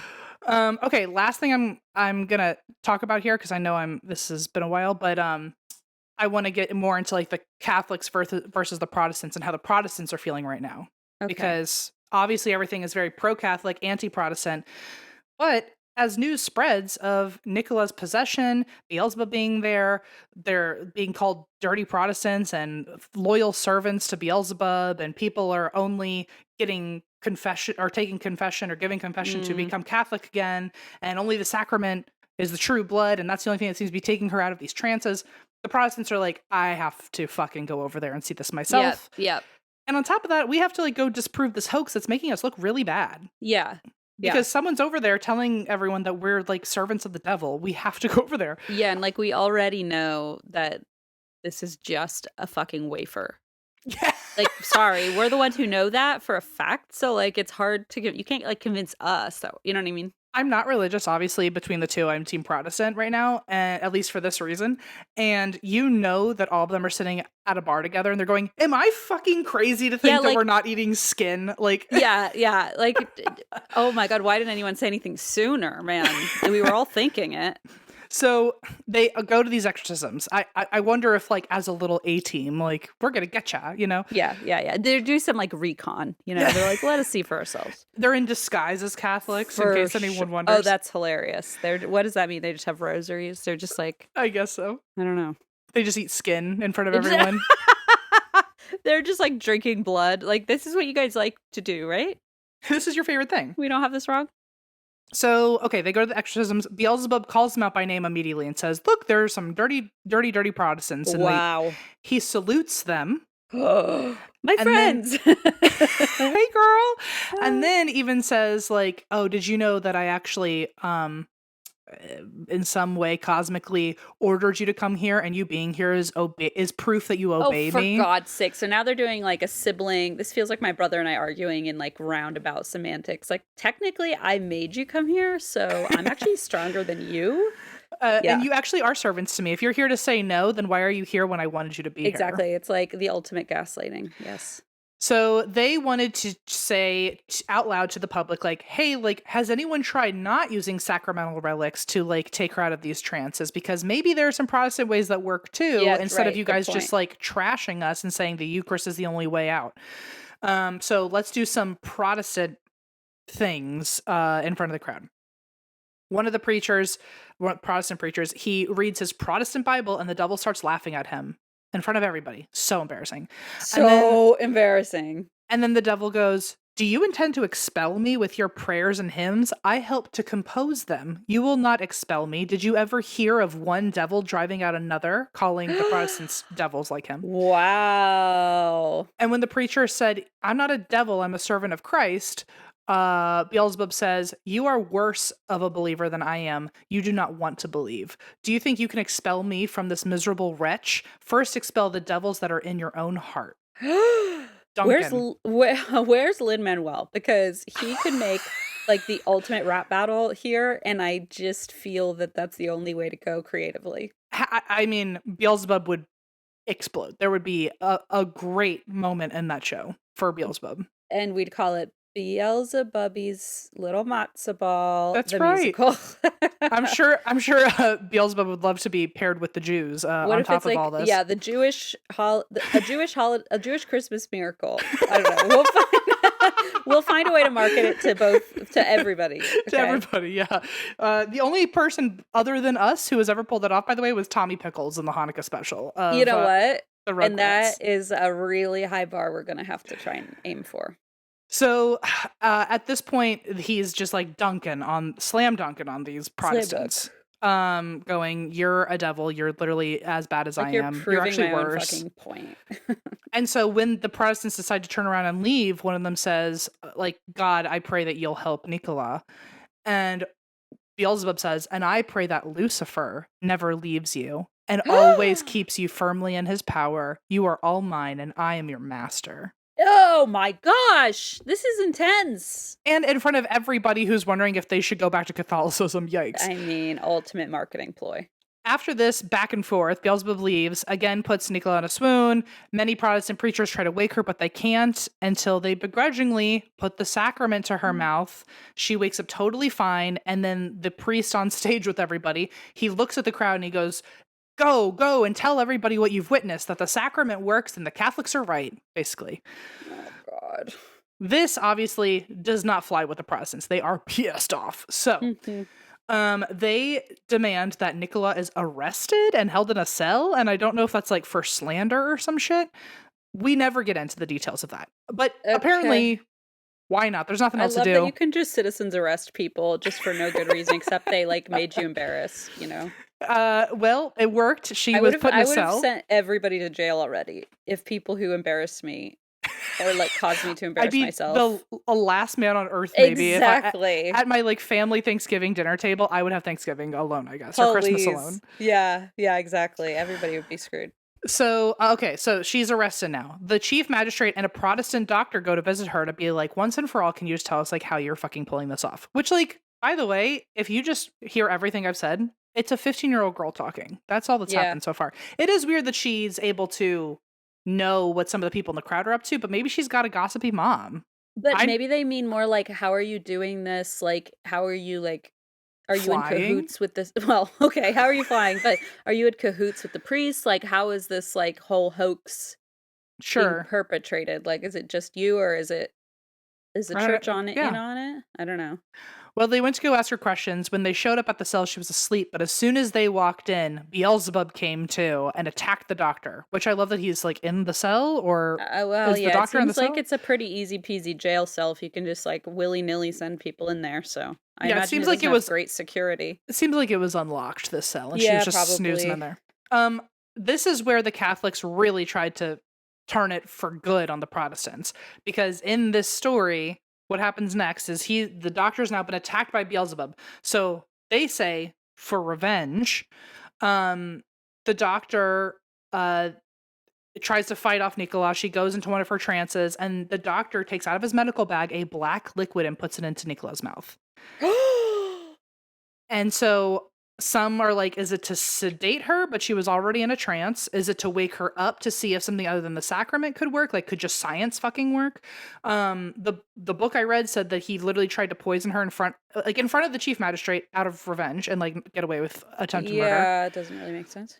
I think he was trying to poison the demon inside of her, and like it didn't occur to him that like he was also killing a 15-year-old girl. You know what I mean? Or trying to. Yeah. I think he was trying to just see, like, would the demon arise from this? And would it, like, react to, like, something toxic? Yeah, sure. Yeah. Well, nothing happens. The only thing that works is begrudgingly putting the sacrament to her lips. She instantly wakes Why do up. they keep doing it? Or is it the Catholics are there too? Because I'm I don't. like, they should just not even try at this point. I think the Protestants are like, we'll have one as a backup because it seems to work. Even though, Okay, fine. So, she wakes up and she starts screaming at the doctor that they tried to poison her. Something in her is burning, and then she throws up the black liquid. Very exorcism-like. Whoa. And according to the book I read, these Protestants realized in this moment she must not be faking it, because if she was really in a trance, how would she know that they put liquid in her body and now she's throwing it up? Because obviously the devil's reacting to it, not because like it's maybe fucking Epicac. Yeah. And so now the magistrate says, release her from the cell. She is obviously innocent. She is a victim in all of this. And they instantaneously, the chief magistrate and the Protestant doctor, become Catholics in that exact moment because they now believe that she was never faking it. Oh my God. That's absurd. The next day at the exorcism, the bishop asked, hey, Beelzebub, what'd you do last night? And Beelzebub says, don't you know? I was in the prison. The magistrate will not forget it. And the doctor gave this wretched creature some medicine. It was strong enough to poison 20 people. It was I who helped them prepare it. So he was not, apparently he shouldn't have known any of that. But also Nicola's body was literally fucking there. And now she's reporting on it. So, right, exactly. and I have 5 lines left. I know this is a long one. No. So after this, the Protestants are extra pissed, maybe because they failed at poisoning her, maybe because Beelzebub is accusing them of attempted murder, maybe because she only woke up to the sacrament, so their beliefs are still being disproven. I don't know. Take your choice. This feels like an Acme cartoon, like a Looney Tune. The way everyone's like running around, and then they're like, "I'm in jail." No, you're not. I poisoned you. No, you didn't. It's like it's a Tom and Jerry of sorts. It feels right, like back and forth nonsense. So the Protestants literally write to the bishop and demand that the exorcisms no longer be public, maybe because they're embarrassed and they don't want people to keep saying that their Protestant ways aren't saving her. I don't know. But the tensions between Protestants and Catholics is overflowing at this point, that the bishop is like, not a bad idea. Maybe we just make them private from now on, because like there's now like mob uproars going on. And yeah, you're riling everybody up. So he says that the exorcisms will now be in a private chapel, but during the very first private exorcism, Beelzebub comes forward and says, I will not depart in this place, and now because you have done this to me, my time possessing Nicola has prolonged. I will depart only in a public church. You have taken away the platform, but you must put it up again. So if you want me to leave Nicola, we have to keep doing these publicly, basically. Oh my God. So immediately after like 2 days, the bishop is like, okay, fine, we're going to do these publicly again, so he'll leave faster. And when they go back out publicly, remember, Nicola has 30 demons in her. And right? How can I forget? And the priest commands that they leave, holds up the sacrament, and I don't know why this was the magical time that they listened. Oh, because they're in a church, maybe? Oh, yeah, maybe to say, like, they're in thank the you for... house of God. Maybe to say, no, this is, now they've gone back to public exorcisms. Oh, I thought it was inside a church, not public outside still. Yeah, they're back on stage. Gotcha. Okay, on tour. On tour, yeah. And so now that they're back on stage, I'm guessing this is like as a thank you to like listening to Beelzebub, or like to like, I have no idea. They go back out in public, and during that exorcism, her and all 30 of her demons, the priest commands that they leave. He holds up the sacrament. The demons in her start freaking the fuck out. She starts contorting again. Her eyes bulge out. Her face stretches and changes colors. Her limbs crack again. And now a black smoke leaves her mouth, which has not happened yet. Ooh. And Beelzebub announces that 26 of the demons have left. And Nicola falls into another swoon, woken up by the sacrament per usual. Her face changes back to what it was. And that leaves us with Beelzebub and those 3 powerful demons still inside of her for the town to exorcise, which will happen next week. Part 3. It's the final one, I promise. I'm trying so hard to get through this, but there's so much fucking information. So I just feel so bad because I talked for like a full hour. So no. I needed to know about this Beelzebub, and I'm really already merchandising this in my mind. This Beelzebubbe. Beelzebubbe. I'm sure there is a mad Christian and Jew out there all at the same time. I hope so.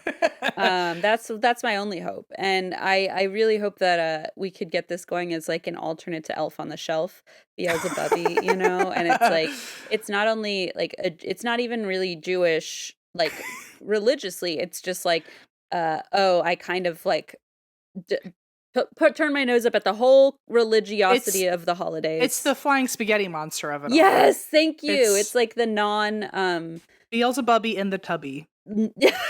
non-denominational. Yeah, Beelzebubbe in the tubby. That's good. Beelzebubbe. Yeah. All right, well, perfect. Anyway, yeah, that's all of Glad we did our marketing meeting in the middle of our episode as usual. Good work there. This is seriously the most dramatic. It just makes me roll my eyes at the Catholics as usual. They love the drama. Yeah, I can tell. As an outsider reading about this for the first time, I'm literally sitting here with these notes being like, I can't piece this together. No, and the wildest part is like this shit still, I mean, okay, not as extreme as like these weird sideshow things, but like it's still all very the same. Like the procedures of exorcisms and the drinking the blood. I mean, it's all still like happening. So it's kind of freaky, but I mean, listen, I'm not knocking it for anyone else. It is certainly not for me anymore, but it was never for me. If you really think you're eating skin and drinking blood, rock on, brother. It's when you say skin that really it feels like it hits harder, because I was told so many times the blood and body of Christ, like it doesn't even mean anything to me anymore. Yeah, you have to trip them up. The skin, like that's where you're like, oh, are we sure it's literal? You're 110% sure. Okay. Yeah. It's when you drink the blood, you do taste iron. It does taste like pennies to you, right? How anemic is it? Like that's disgusting. I'm so sorry. So question though, with trans sub whatever. When you take a swig of wine, which apparently now in your mouth has become blood and is not at all dark magic. No. If you were to spit it back out, does it become wine again? Or is it so it doesn't happen in your mouth. It happens when the priest blesses it. Oh, so you can be holding a cup of blood. Oh, yeah. And you could be holding an entire box of blood. You could consecrate I'm not even joking, like a Boda box. And we haven't gone to a doctor to like test the blood to see like was Jesus AB positive or whatever. No, that's what I'm saying. It's just willy-nilly out there. All right. Talk about like heathens, you're just out there drinking blood out of cups willy-nilly. And then they go, vampires. But then you wonder why Catholics like wine, right? It's like obviously, I see. It's all coming together. Okay, actually I do have an anecdote. Today we love an anecdote. Today I was looking online for a certain brand of sweatpant that I wanted to purchase, but it was so expensive and I was looking for coupon codes, and then I was like, wait, what am I doing? And I just hopped onto Quince and found a comparable pair of sweatpants for, I think it was like $60 less than the website I was using. Ooh. I'm not even exaggerating. I was so thrilled that I got to buy 2 colors. Quince offers a range of high-quality items at accessible prices, including 100% Mongolian cashmere sweaters for $50, which we all own at this point. Yes. Me, Christina, Diva. Washable silk tops and dresses, organic cotton sweaters, and 14-karat gold jewelry. The best part is that Quince items, obviously, are priced 50 to 80% less than similar brands. And, of course, I do the little comparison where you can see it. Oh, it's so satisfying.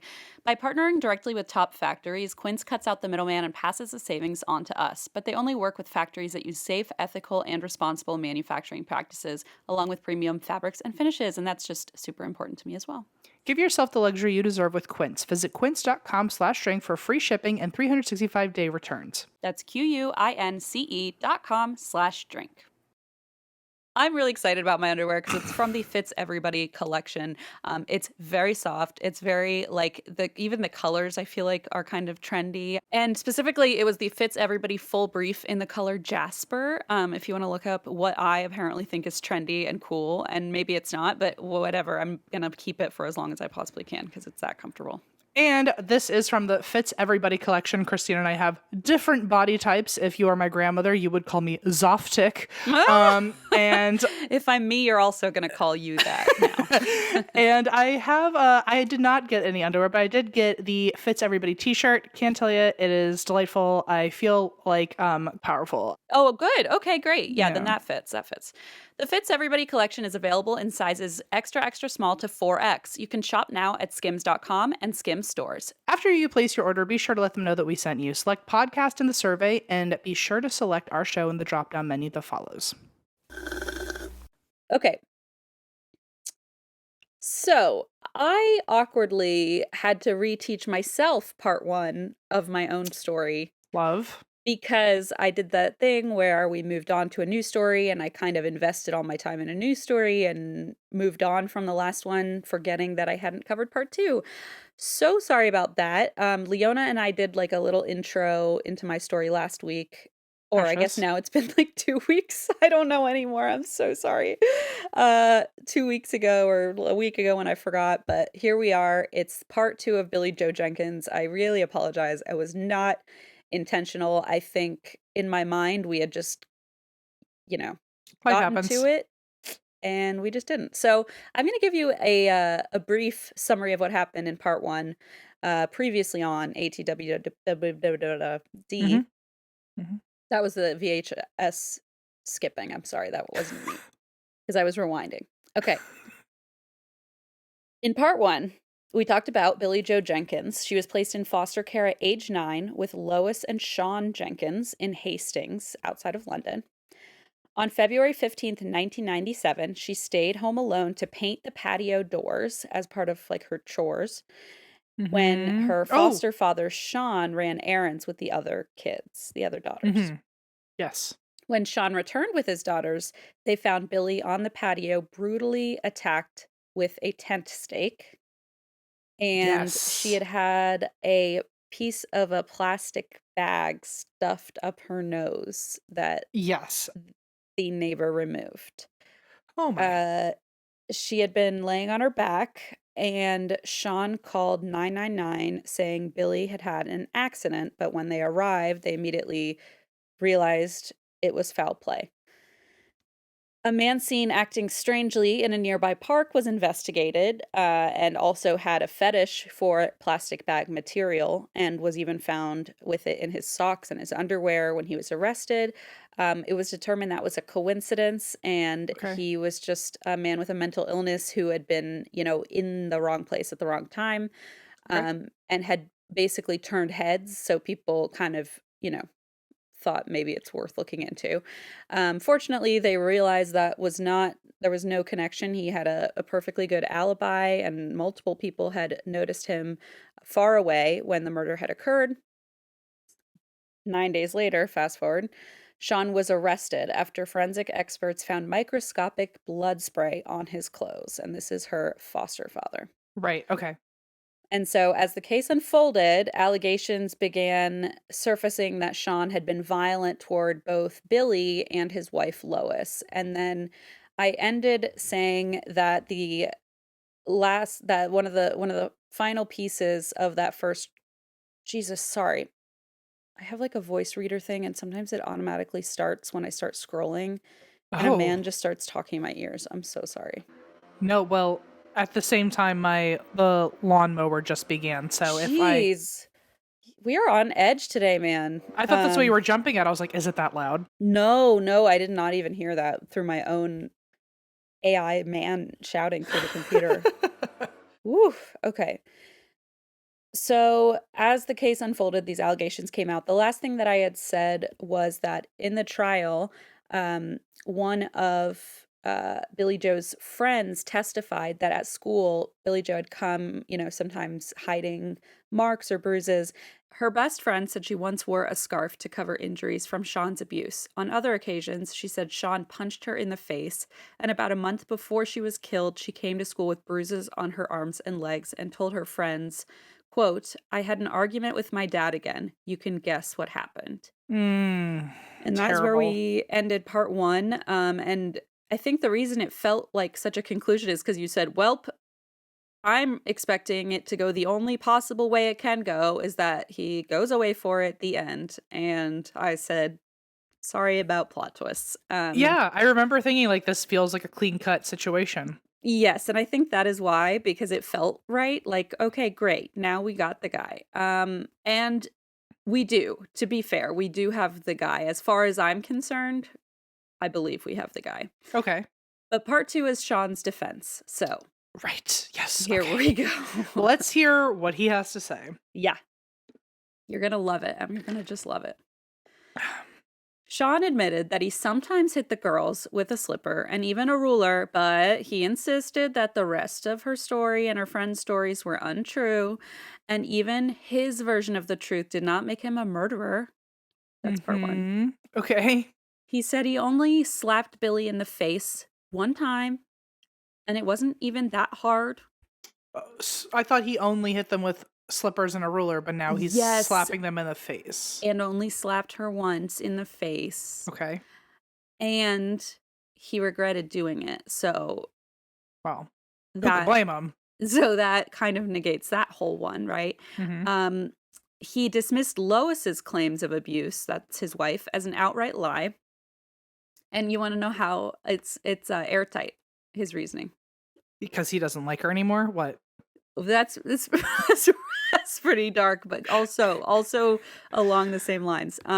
He argued that a strong, educated woman such as his wife would never be able to, or would never go through enduring abuse. So basically saying like, oh, you have to be weak, and uneducated, essentially implying like my wife is too strong and educated to endure domestic abuse. Well, only stupid people get abused, and my wife is so smart. Yeah, exactly. It's disgusting is what it is. He said, and I stand by that. Right? I've always said that. And I've always said that. But it's like a lose-lose, like you're just fucking insulting women. It's just horrible. It's victim blaming and like on multiple levels. And completely. Yes, exactly. It's like a very weirdly nuanced, but all bad on every level.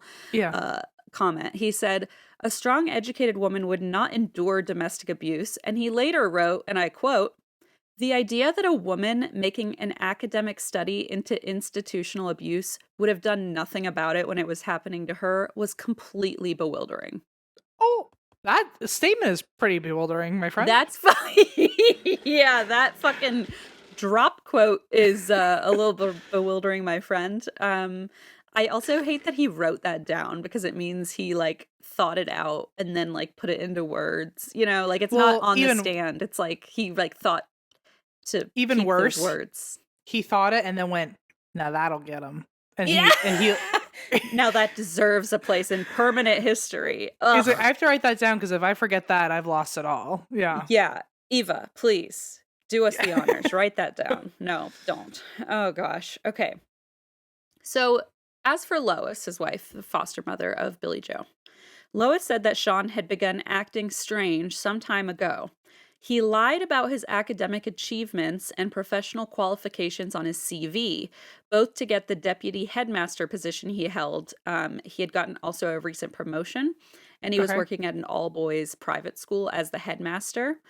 And apparently, a lot of times, obviously, people will like exaggerate. I mean, I assume everyone exaggerates on their resume. That's kind of part of writing a resume, like just like fudge or like lean one way or another. Sure. And if you don't do that, you're supposed to be doing that out there. If you need like permission to like tweak a little bit, sometimes you need it. Okay, in my opinion. No, I 100% agree. Okay, good. I was like, is this a me waiver signing only? Well, Allison, like, I love her very much, but it is unbearable how honest of a person she is, and she is currently looking for a new job.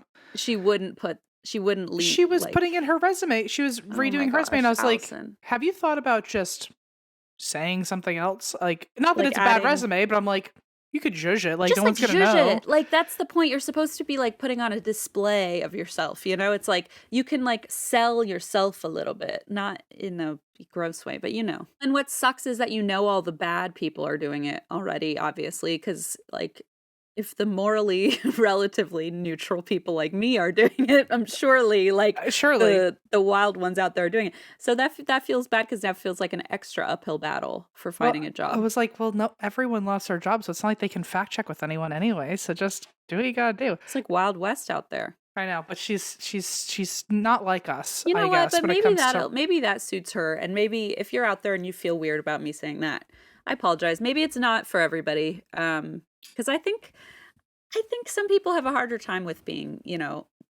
with fudging numbers or exaggerating. I don't lean that way. I have a pretty easy time with it, but I'm fine with it. If it's gonna help me get a job and survive, yeah. okay. When it You know what I comes mean? to like, yeah, job hunting, it feels sort of like gloves are off, you know. Um, but anyway, all that to say, that is not what I'm applying to this fella right Yes, here. gotcha. To be clear, that's where we were headed. Not to me saying he did the right thing. He apparently wasn't just like lying, you know, like saying that he worked there a month longer or something like that. Uh, If Allison did that, she would cry. I She'd be know, like, I know. And now I "You'll do find feel out." bad for folks. I wasn't trying to shame you if you're just not you don't want to lie. I don't do it just because I'm bullying you into doing it. I'll bully I you. just Do it. and will bully you. I'll just say I'll validate you. If you're like if you feel guilty about it, I'm here to validate. You don't have to feel guilty about it. Okay, unless it's like real bad. Okay, and you should know. You should know. Mhm. So you know it wasn't a benign lie. He was lying out like he was making up complete fabrications. Lois felt like this was almost this new pattern emerging, like a new personality trait that he was just suddenly lying all the time. Mhm. He had also decided that suddenly he was going to get into politics.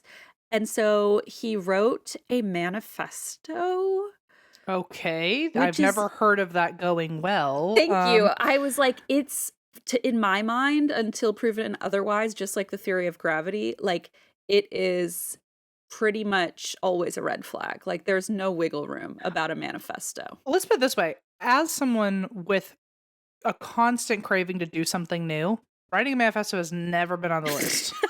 You know, like And now we're shaming all the people out there who want to write manifestos. I'm just curious, like, what's like your? I think anyone who's writing manifestos, like, I think they should at least give a pitch first to like a Yeah. friend and be like, "This is what it will be about." And Is it a green flag? my first question would be, why must it be a manifesto? Why can't it be Hmm. a novella? Why can't it be a live journal? Why can't it be a whole host of other things that we don't have to call a manifesto? Can you put it online for others to see, or would you be worried about what they'd read? That's Or also question number 2. Yes, that's an important question. Maybe that should be question number 1. Then I'll get into question number 2 after that. yeah, I mean, I'm sure there's at least one manifesto out there that is I'm sure great. there are. Yeah. But I think in today's climate, the second I hear manifesto, I think, uh-oh, I don't, Amen. yeah, that's where we stand, I think. That's my religion. That's, and that's my belief, and I've always said that, so. And that's my belief. And I should be not taxed because of it. So, Yeah, I think if someone in my friend group was like, I'm gonna write a manifesto, I'd be like, can we call it something else? can we call the police? Can we call like, you and check in? You should know better. Like, Yeah. maybe hold off for a little It's like, bit. is that a weird joke? Are we like taking the word back? Yeah. You know, Are we I don't know. reclaiming manifesto? Yeah, we're reclaiming the man. Oh my God, hang on. Now that's interesting.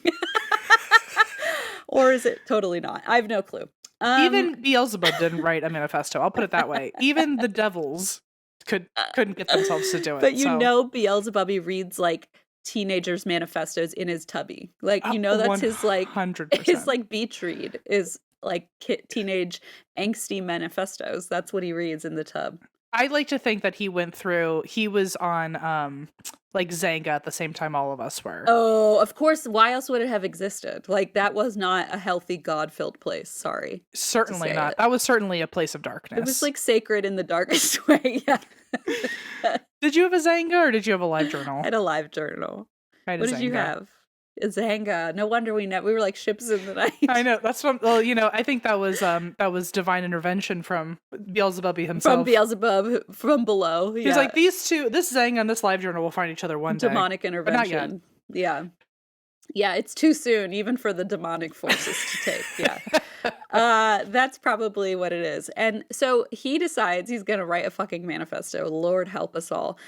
And so some of these lies, of course, I have to bring examples, right, from his like resume and his manifesto, where he's like almost making up a whole new persona. Mhm. This is supposed to be kind of a gauge, folks. Remember when I said like you could fudge by like a month, or Mhm. something? That's what I meant, not this. He said he would regularly go to the theater, even though he had not gone to see a play in many years and had like never had an interest Mm. in theater going, but he like made it a big part of his whole identity all of a sudden, and his wife was like, you like don't even know play, like you don't even watch Name plays. 5 plays. Like Yeah. literally name 5 plays. Exactly. And Hamilton is a musical, and that doesn't count, like And the I just don't Beelzebubbe one understand. that Lin-Manuel Miranda is working on does not count either. That one actually counts all 5. So you're off scot-free. But it's, like, strange because when I'm saying, like, lie on your resume, I'm not saying, like, make up full fabrications. I'm just Well, saying, like, also, you said fudge that in he the got into numbers. politics. Like, I could see him writing in his live journal or his manifesto, like, "I am the mayor." And it's like, Yeah, "What?" exactly. It's almost like how delusional can you get? Or Mhm. is this delusion? Is it just, like So do we know, like, did he, like, was he going through something? Did he snap? Did he or so is that's kind of what's unclear, and I don't know why Lois, like, explains it this way. Like, I don't know if it's because she's explaining it this way that it sounds so, like, jarring? alarming, Yeah. right? Or if 'Cause it's you would like, think if uh, you're, like, that close, if all of a sudden it was, like, a problem, you'd be like you'd start with, like, compassion and be like, "He's going through it," like you know? something, yeah, a step before this maybe, but I don't know, maybe they were on who knows what their personal relationship was like, I don't Hmm. know. Well, I mean, she even said he abused her, right? And so, like, clearly if he's Oh, right. physically abusive, domestically abusive toward her, who knows what else He's always had something dark in he's him. like, exactly, he's like holding over her or harming her with.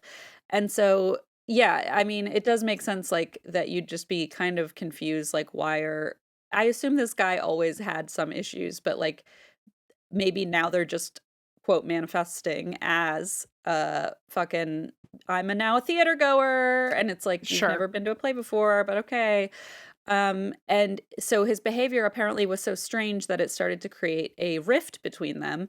Mhm. And so I guess she just kind of wrote it off, as like whatever. I mean, honestly, if he's an abusive man, like a rift between them is probably not the worst thing anyway, right? So, Sure. and she had 4 daughters to take care of, so she was Yikes. busy with that. So investigators accused Sean of more damning lies than just going to the theater.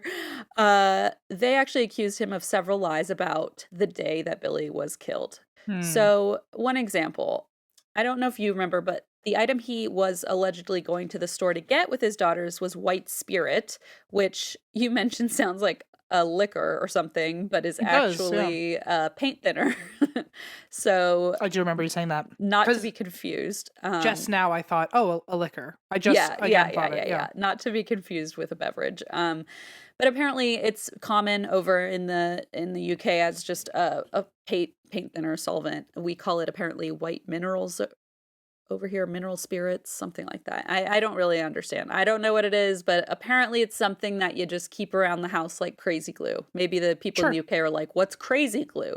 So It's crazy, don't fucking it's oh, worry. it's with a It's K, and that's how you know. fucking crazy 444 or whatever. Yeah, so, okay.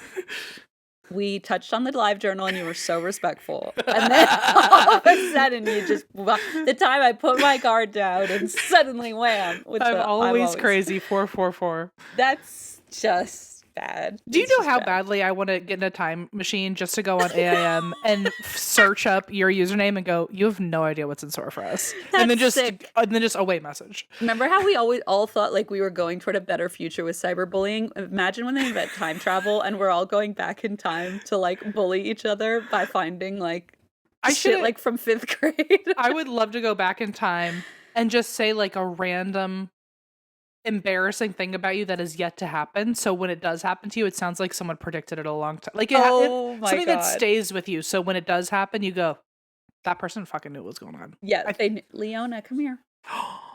Wanna come say hi? Uh-oh. Come say hi. I want to show everybody your cool sweatshirt. Because Funko M was with me when we got it. Hi, Leona. Can you hear me? Hold on, let me put headphones on. Can you hear me? Hold Huh. Leona, what are you doing today? Like a YouTube. Huh? Yeah? What's the question? I said, what are you doing today? Where'd you just go? The trampoline park. Trampoline Wow. park. Did you jump up and down? And my headphones fell off my ears. Oh, gosh, Leona, put them back on. Come on. Did you jump up and down at the trampoline park? Yeah. Did you jump like this? no, Did you do that? that's jumping. Well, that's hands like this. Oh, did you fall at the trampoline park or you stayed up? Yeah, I stayed up. Okay, great. That's awesome. I would fall down. I think I'd fall right on my tush. I'd go, oh, just like that. What else did you do? Did you eat any food today? Did you have strawberries? Did you have noodles? Did you have... What did you eat today? Are you all done?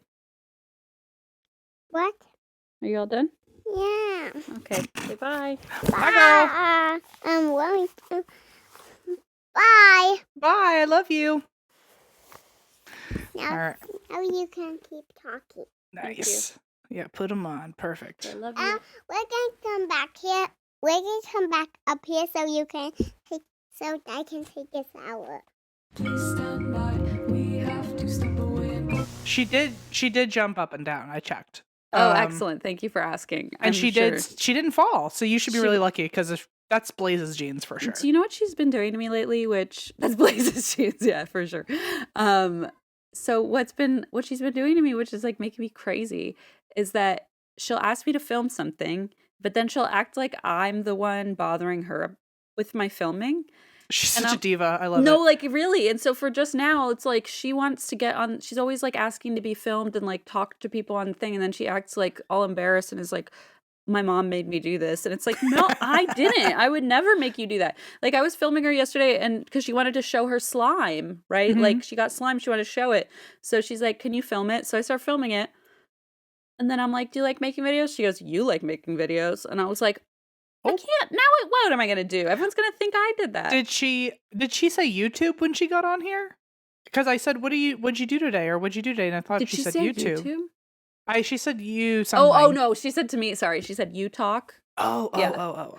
She wanted me to talk or to I was tell. like, She said you oh, tell. okay. Yeah. That unfortunately has not happened. Or fortunately, I guess, because Blaze is currently the parent of the day, which means they're just doing activities and wholesome things that will make her brain grow. That's beautiful. I did ask her what she ate today, and she didn't respond. So I'm wondering if she's had nothing. I can assure you that's not true. You're starving So- your kid. Should we talk about it on the Yeah. air? I mean, I'm glad she didn't answer because she probably would have said like half a donut, and I would have been like, "Uh-oh." The rest of mommy's black coffee she spilled on the floor. Yeah. yeah.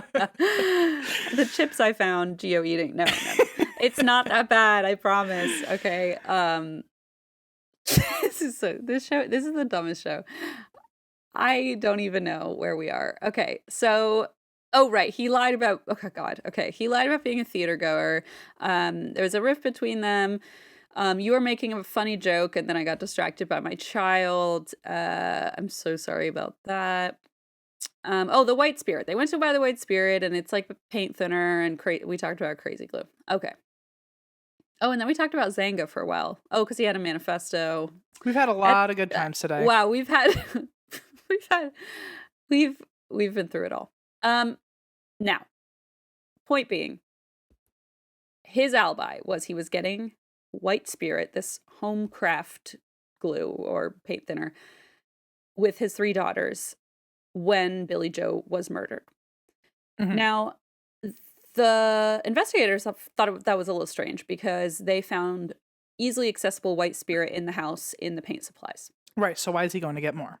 Yeah.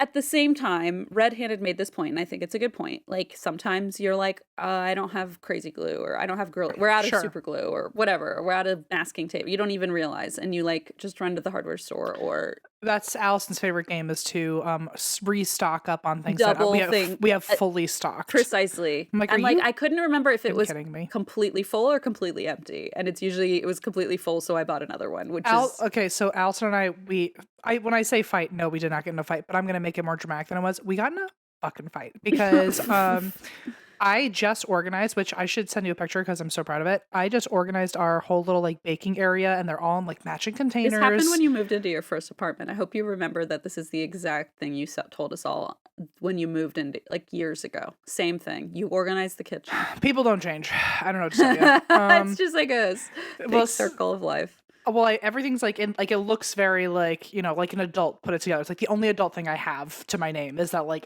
all the baking shit is organized and labeled and blah, blah, blah. Wow, that is. And we have exactly enough baking powder for the container I have for baking powder. This girl went out and bought more baking powder, and then like a week later bought another thing of baking powder. And I'm like, you're gonna kill me. I can't do anything. Like I can't. What am I gonna go buy another container? I need to comment on this. Okay. Yesterday I took a picture of 4 baking powders I found because Leon and I, for some godforsaken reason, decided to make cookies yesterday evening. And she and I have not even made cookies in like months, but we decided to make cookies, and I was like, oh, we need baking powder. I found 4 open containers. Yeah. And also, like, what are you gonna like baking powder? Like, I'm You not know much of a why? I baker. think it's baking soda. You get it confused with baking powder. Then you double that. You mix them up. You buy both just in case. And now suddenly you got 6 of them. But still, the like baking powder adds to people who certainly don't cook or bake often. Like now we've got so much baking powder. I promise you, it will be around until I'm in my late 40s. Yeah. Well, I had to throw one away that expired in 2020, and I was like, uh-oh, how many have been just floating around, of all things, I guess it's not the worst, I had least shelf stable, but still. I'm sure she could cheat on me, but at the same time, like this felt bad. Like this hurt This my felt feelings. like cheating on you. It certainly was to that level. It's and her version of cheating on you. I was like, if you ever bring baking powder into this house, we're done. You should put like a salt circle around the house just to like prevent any further baking soda entry. I'm sure there's a hex you could do. I think I actually did ban her from any baking. I'm like, whatever you need, you come to me. I will tell you. You have the bathroom key to the baking 100% cabinet. You have the bathroom key to the baking cabinet. So anyway, I can relate to the getting things you don't need, hence the white spirit. Okay, I'm so glad. I also can relate to that. I wonder why it took Red-Handed only 4 seconds to say that, and it took us 16. I'm like, how far did I get? 1 bullet. It's my favorite and worst. And worst. It's a blessing and a curse in the most like literal demonic way. Oh God. Okay. Okay, just go. Ooh. So they go to get white spirit, allegedly, right? Because now the investigators are like, you already had white spirit. But what's more is that apparently when they got to the store, Sean hadn't even brought his wallet. So they didn't even buy any white spirit and got back in the car and got home, which was also like, well, that's strange. I mean, it's not that strange, but it's also like considering all the other stuff, it's worth noting. Mm-hmm. Now, finally, the daughter's recollection of going to the store. Last time I did this story, you commented and asked about the timeline and what it looked like. And I said it was up for debate because it is not consistent among people's storylines. So wouldn't you know it, Sean's timeline differs from his own daughter's timeline. And they were all on the quick trip to the grocery store together. But somehow his story is completely different from their version. Mm-hmm. So Sean's daughters told investigators it was odd because when they went to the store, their dad drove around the park twice to get there, which like to kill time or something? Or? Yeah, exactly. Like, why would we take the time to do that? It doesn't make sense. Sean claimed he drove around the park because his car was facing the wrong direction to go to the store, but he had literally always done the opposite. Like, he had never done this maneuver before that the daughters were describing. They were like, he's never done that. It was very strange. We noticed it was certainly noticeable, which means it's not common. It was noticeable. He went the other direction and then went back around again. Like, it was just weird, as if he was just circling the block a few times, So, very odd. Now, the prosecution is kind of leaning toward this theory of Sean fabricating a need for a trip, like basically making up the story, and then driving around the block to kill time, like you suggested, to make it more believable that a stranger had time to kill Billy while the four of them were out, which would explain why, or I'm sorry, the three of them were out, which would explain why he didn't have his wallet. Like maybe he was just, this was all a ploy, so he didn't even plan to buy. But then if you were planning it, wouldn't you bring your wallet so that you had a receipt to show like what time Exactly. you were at the store? And Oh, but maybe that defeats his whole plan because maybe. I mean, also, like, if you're gonna do something that takes a long time, why would you just go to a store to pick something up? Like, why wouldn't you go to like lunch with your kids or something? I think he needed, well, if I don't remember if you recall the specifics of the crime, but it was like really opportunistic and like spur of the moment crime of Oh, passion. And yes. so I Okay. think the theory was more that like in a panic he's like, we need to buy some white spirit because Gotcha. Billie Gotcha. Jo was painting and she spilled it. And the story was that she had spilled paint on some of the window and the patio tiles because she was painting Right. these doors. And so he was like, kids, get in the car. Like, we need to buy white spirit from the store, for hardware store. Went around like the wrong direction or a new direction to them, went around an extra time that was noticeable to the children, got to the store, forgot his wallet. They all pile back in the car. They go home. Now, do you remember the other weird thing he did, which is that he climbed into his car and sat in his car after the EMTs arrived? Yes. And like was Uh, like refusing to answer questions or something, or was it just that he was he sitting there? he just like went into his car, and at first they didn't really take any notice of it because there was an emergency. They were trying to um but obviously looking back, somebody had reported like this guy just went to his, so they definitely notated it, like this guy went into his car and didn't tell us why. But now on the stand he does have to tell them why. And he claimed that he went and sat in his car. By the way, the prosecution believed it was because if they found blood in the car, he could now say, oh, well, it's because I saw Billy and tried to help her, and then I got in the car. That's why there's blood in the car. You know, Okay. maybe if he had killed her before the white spirit errand, then maybe he was afraid he had accidentally gotten evidence in his car. And so he jumped back in to Sure. say, see, now I've like contaminated the crime scene, basically. That was their theory. Of course, he did not say that that was the reason he got into his car. In fact, he claimed the reason that he got in the car was to put the roof up of the convertible. But it turns out that on that specific model of car, you have to close it from the outside. You can't do it from the And inside. also, why is that the thing you're doing right now? Also, that great point. Great point. That didn't even phase you. I'd be like, there's other things to prioritize right now. Certainly not. Did not even phase me because I'm like, my brain just was like immediate lie. But it didn't even Hmm. occur to me like how stupid of a lie it was. Like because like why Well, else? Why the fuck would you be doing that? yeah, everyone would be like, can you come out and we can discuss a murder, Like please? that shows how out of touch you are with like real empathy or real like sense because like wouldn't you say I went in the car because I was hyperventilating and I was having a panic attack? Like there's more believable scenarios I like would if you're have, lying. I like honestly thought it was like a valid thing he did if he I like did too. was like, Exactly. I'm just shutting down because like I don't know how to handle this. You're so right. Like it hadn't even occurred to me because to me I was like, well, who cares why he's going in the car that much? I mean, obviously it's weird, and if I understand if he that they would have to know. But I know if I Um, witnessed like a murder that I was like yeah, legally responsible for, like guardian wise, I would be yeah, like, I have to sit down in silence and like fucking right. think. Like So that it's should have almost just been the answer. agreed, and because it wasn't, I find that kind of shady. Like I'm glad they asked. Honestly, I find that a little bit absurd that he would say like I went to close the convertible, and they're like your car that is your car that you own I guess doesn't. it could be one of those things where like you're like so distraught that you like go into like a task mode or try to distract yourself, like you're in a denial phase, Yeah, I don't think it I was guess. presented as that. I think it Okay. was presented as very much just like like a logic. Oh, before we went to the hospital, I wanted to put the roof of the car up or something like that. And they were like, well, Yeah, the last thing I'd be thinking about is and the roof of a also car. I know. So that is very sensible and should have been my first thought. But my first thought keeps going back to like, you just opened the roof. Like that's not even a good lie. Like you just opened it to go to the store, presumably.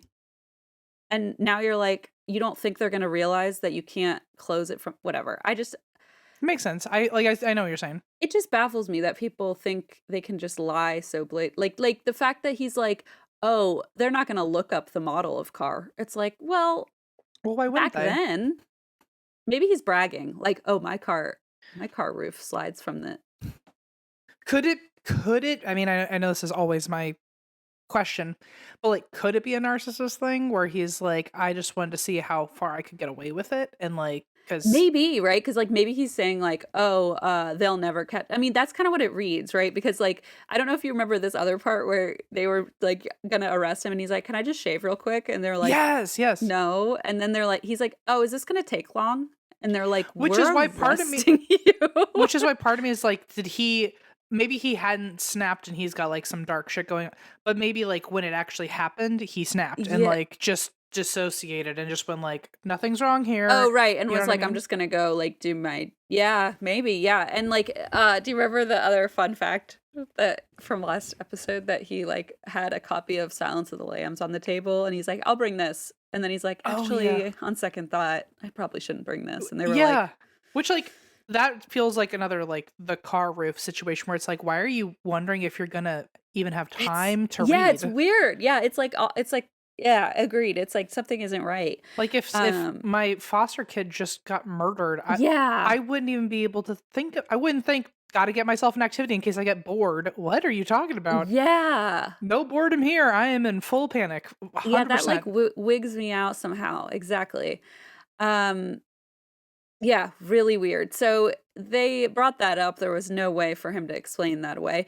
Anyway, detectives, of course, like I said, accused him of trying to hide blood evidence by saying he got climbed in the car. That's why it's there. Although they did not, it's worth also noting that they didn't find any blood in the vehicle. Sean also claimed that he and Annie remained in the car while Lottie went inside and put her clarinet away. So there's no way he could have killed Billy. This was sort of like in the in-between. They were all running errands and Lottie dropped off her clarinet, jumped back in the car to get the white spirit. That was his story. But that's not the girl's story. According to them, Sean did go inside the house. So there is a way he could have killed Billie Jo, presumably. Mm. In light of this, Sean was like, okay, yeah, sure. Technically, I went up to the front door and then they like pushed him on it. And he was like, okay, yeah, I went inside and I stood in the hallway. And they were like, okay. And he Okay. said, yeah, I stood there, but I could hear her music, but I couldn't see Billy at all. It's just weird, like that you're even making this like it's just something's off. It's Yeah, weird. like what's the point of even saying any of that? Exactly. It's like you've already been told, like caught saying, he said he waited in the car. Now he's just kind of like slowly inching closer to the crime scene. It's like, this Yeah. makes you look more suspicious.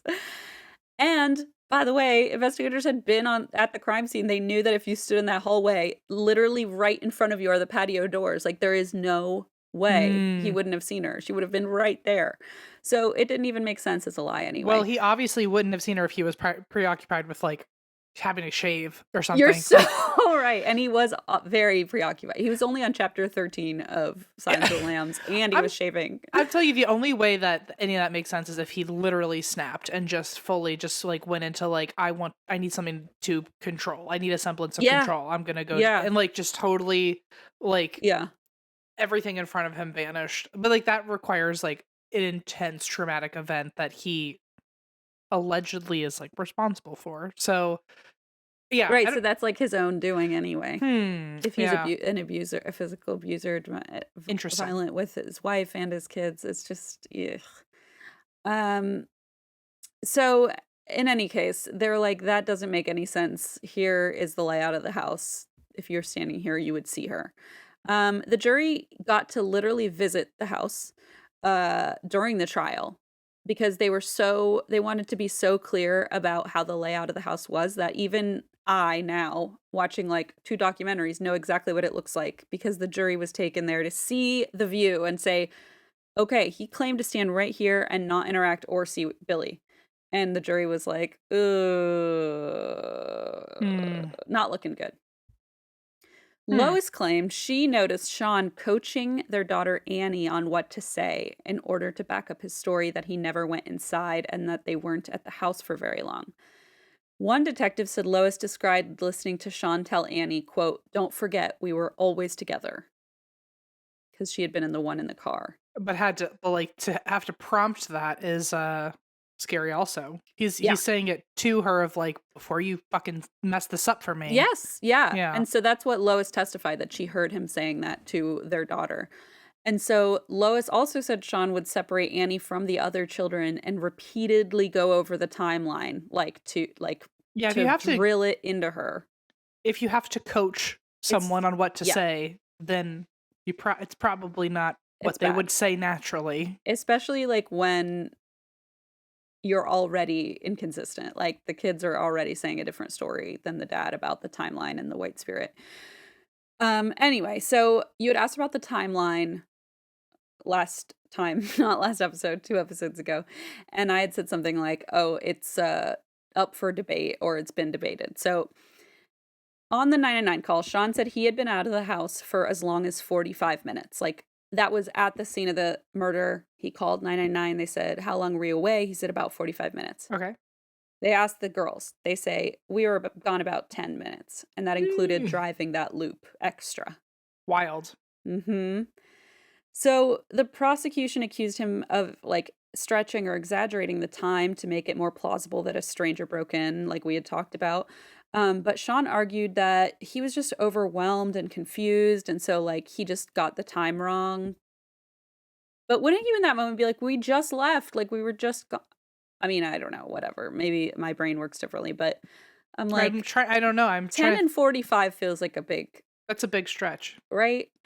So this was another inconsistency. Basically, they're just like piling up all this stuff to be like, it's not looking good, and plant some sort of seed in the jury. Yeah. Sure. So Sean was also accused of purposefully avoiding assisting Billy in any way, which is like really dark to me.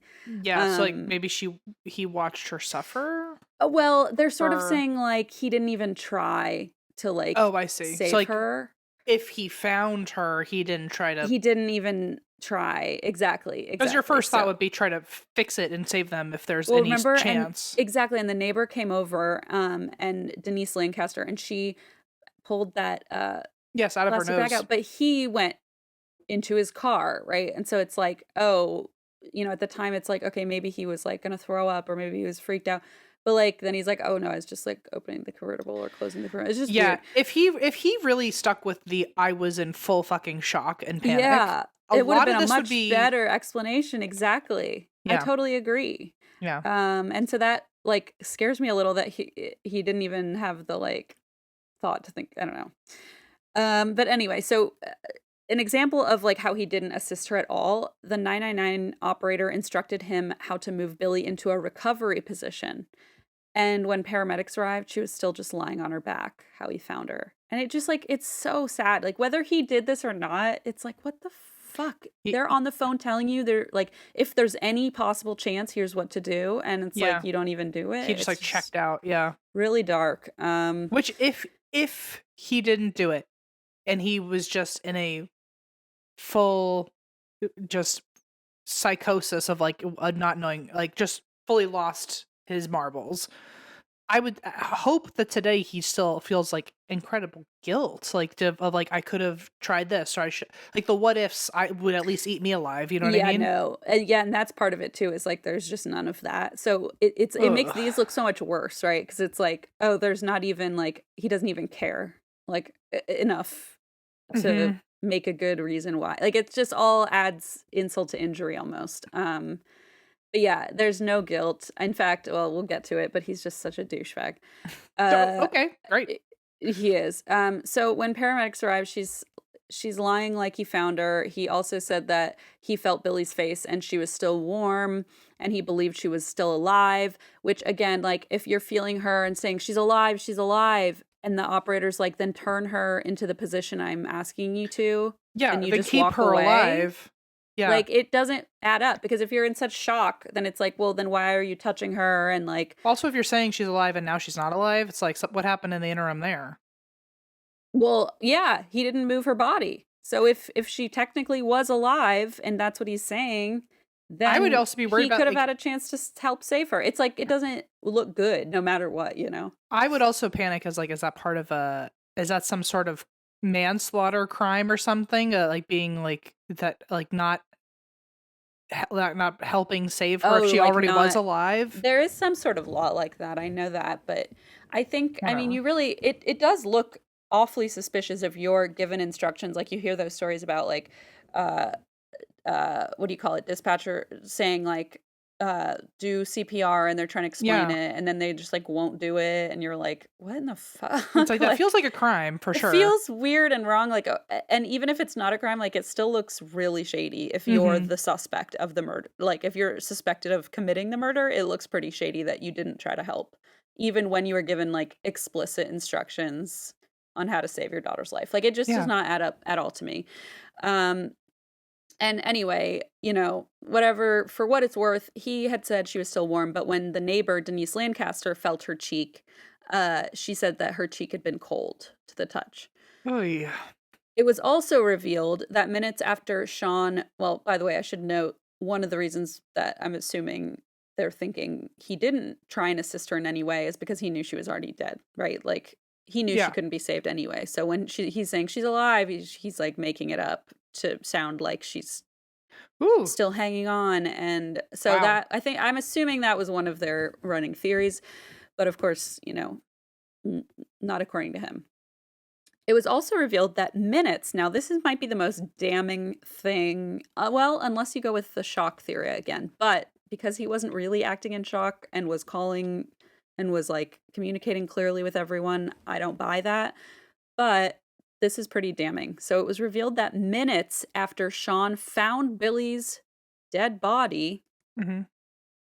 and just to give it a little more like clarity, he even described a red bubble of blood popping, and that's how he got aerosolized blood spatter on him. That's how close and intimate he was with this body, right, of his daughter. Yeah. So it was revealed that minutes after he discovered her body, a colleague of his came by. Sean opened the door, chatted with him for several minutes, but never mentioned that anything was wrong or that Billy was dead on the patio. And at the very least, that there would be splatter all over him. Well, it Like wasn't even when. all over him. It was like really light. That's why Oh, okay. he at first like claimed like, oh, I wasn't near her or whatever. And they find blood, and he's like, oh, that's because It a popped on me. blood bubble Yeah. popped on me. So it was like really light. It wasn't discernible. But he just completely like, Like. but you're right. If it's shock and he's going through the motions, that does track. So it's sort of like that does, I guess, grant you some leniency, but then with everything else added together, it just starts like to fall apart. Was there ever actually someone who came to the door and like, did we have their testimony that like Yeah, they did they were like, he just told, act we like just everything chatted was about fine? work for several minutes, and then I left. Yeesh. Okay. It's like alarming because yeah, of course, in shock, you would do things that you think you wouldn't do, or you kind of dissociate. Yes, I totally understand that. But it's sort of like that on top of like lying to the paramedics on the phone and like changing your story. Were you there? Were you not there? Were you gone 10 minutes? Were you gone 45? Why are you coaching your daughter? You're already hitting your wife and your children. Why are you like You're chatting already a like bad nothing's person. wrong after discovering the body? But you Yeah. talking to your friend, and then also you just go sit in the car to fix the roof, which like, Yeah. which that's another question. Like, it doesn't matter at the end of the day. It's such a small question, but I like, can't believe we could. That's what I kept getting stuck on, this fucking roof. well, also it's like, have we talked to anyone who like, has he always sat in the car when he changes the roof? Like, is this a new thing? Because I feel like at some point beforehand, he's changed the roof before and realized, oh, I can't do it when I'm sitting in the car because it's an Well, that's outside what the whole thing I was saying is like you just opened it like before Yeah. you went driving, and you have to do it from the outside. I don't know so why you that one gets me just so bad. opened it from outside because it's so stupid, and it's stupid on every layer. Like, it's stupid on the layer I noticed, and then it was stupid on the layer you noticed, and it's like all of it. you could have come up with a million better explanations and better lies, but it feels lazy, like a lazy Mhm. lie. It's like, no, I was just closing the roof. It's like, Yeah. the fuck? Okay, sorry. I mean, I'm not sorry. You're I'm good. not. I'm with you. I'm with you. I'm not. Okay. So yeah, the colleague he just it was argued that sure he was in shock and he was going through the motions. So finally the defense posed a crucial question. How did Sean kill Billy in a matter of minutes and then Mhm. calmly walk back out to the car to Annie and Lottie without any visible blood on him? Because like you were saying, Sure. you'd think if he had something to do with this, he'd be covered in blood. At And this least seemed sweat. implausible. Right. So that was the one question that like nobody could really answer. But in July of 1998, the jury reached a unanimous decision and declared Sean guilty. He was sentenced to life in prison. In July 2002, so that was 4 years later, Lois, his wife, had been remarried, so his ex-wife, and she moved to Tasmania, Australia, with her new husband and her 4 daughters. Sean's defense team made appeals, but they were denied until July of 2004 when the verdict was reviewed and overturned. And so this was only 6 years after he was sent to prison Mhm. for murdering his daughter. A retrial was ordered to consider counter evidence about the blood spray. And on top of that, the defense believed that Annie and Lottie had been like coached by Mhm. Lois, and then the other team thought they were coached by Sean. So they were all kind of in argument about the first trial, and basically they brought it back up for review. Uh-huh. Now, Charlotte and Annie, the sisters, are 18 and 20, and they are Ooh, okay. summoned from Australia. I'm Mhm. sorry, I shouldn't say now. I meant then. At the Now time. in Yeah, the yeah, yeah. story, but yes, then. So now sisters Charlotte and Annie, aged 18 and 20, are summoned from Australia as witnesses. And to give you some perspective, this is now 8 years later. So Charlotte was 10 and Annie was 12. Neither of them had strong recollections of the day Billy was killed, and they didn't remember saying certain things that Lois claimed they had said, but, it had been 8 years and they were little kids, so it was hard to remember. Ultimately, the jury could not agree upon a verdict, and the case went to trial a third time. Wow. Okay. This time, the prosecution submitted new evidence that bone and flesh fragments, as well as pieces of metal, were discovered in the microscopic blood spray on Sean's clothes. Ooh, uh-oh. They claimed this could not possibly have come from the aerosol respirated out of her nose, the bubble that he explained. But the evidence was submitted too near the trial date. And it would have taken far too long, according to the judge, to delay, to give them time to research the data with their own experts on the defense side. So to avoid further delay, the judge ruled not to allow the evidence at trial. And to be fair, there is something to be said because blood spray forensics are already a bit controversial to be used as evidence. There's like legitimacy issues there. They are often claimed as being no more scientific than polygraphs. And just as like a little evidence on that, in 2022, a study supported by the U.S. National Institute of Justice found that practicing expert bloodstain pattern analysts were wrong in their observations and conclusions at an error rate as high as 34%. Wow. So that's the margin of error we're dealing with when we're doing blood spatter analysis. It's basically 1 in 3 is Yeah. wow. Yeah. Or 2 and Can't 3. be is like inconclusive or is incorrect. But it was still like highly controversial to not include the evidence because it did sound so damning that if they did find pieces of metal in his blood, then maybe that would have really turned the tables. But the jury could not reach a decision and they did not order a fourth trial. So Sean Jenkins was formally acquitted and released from prison. I did not see it going that way at all. I know. Outside the courthouse, Maggie Coster and Bev Williams, Billy's aunts by birth, attacked Sean, punching him and kicking him. And then they turned to a camera and said, "Justice didn't do it, so we had to do it ourselves." Okay. Okay. That's all I have to say about that. Okay. One of Billy's aunts also shouted, "It's not over yet, Jenkins, you child killer." In 2012, Sean Jenkins, he tried to sue for wrongful imprisonment, and he lost that settlement. He tried to claim as much as £500,000. Oh my. Um, Just a but cool casual $500,000. yeah, and thankfully he was denied. Billy's father, Bill, had since passed away from cancer, but his wife said he would have been thrilled that Sean did not receive that. I like to think maybe he had some intervention involved from the afterlife, but apparently his wife said he would have been so thrilled because he was 100% sure that this man had been responsible for his daughter's death, even if the courts didn't agree. Unfortunately, Billy's family couldn't file a civil suit against him for murder either, or for killing their daughter, because the statute of limitations on filing had passed while Sean was in prison, and how would they know that it would get overturned, you know? Right, So it yeah. feels kind of unfair. Now, for what it's worth, Sean has sworn he will not rest until Billy's killer is found. Get a life. In case you didn't hear the eye roll Christine made. Yeah, get a life, dude. He has since published a book, of course he has, about his experience. Manifesto or? A manifesto! No, that's a different thing. Yeah, That's a sorry. manifesto, not a book.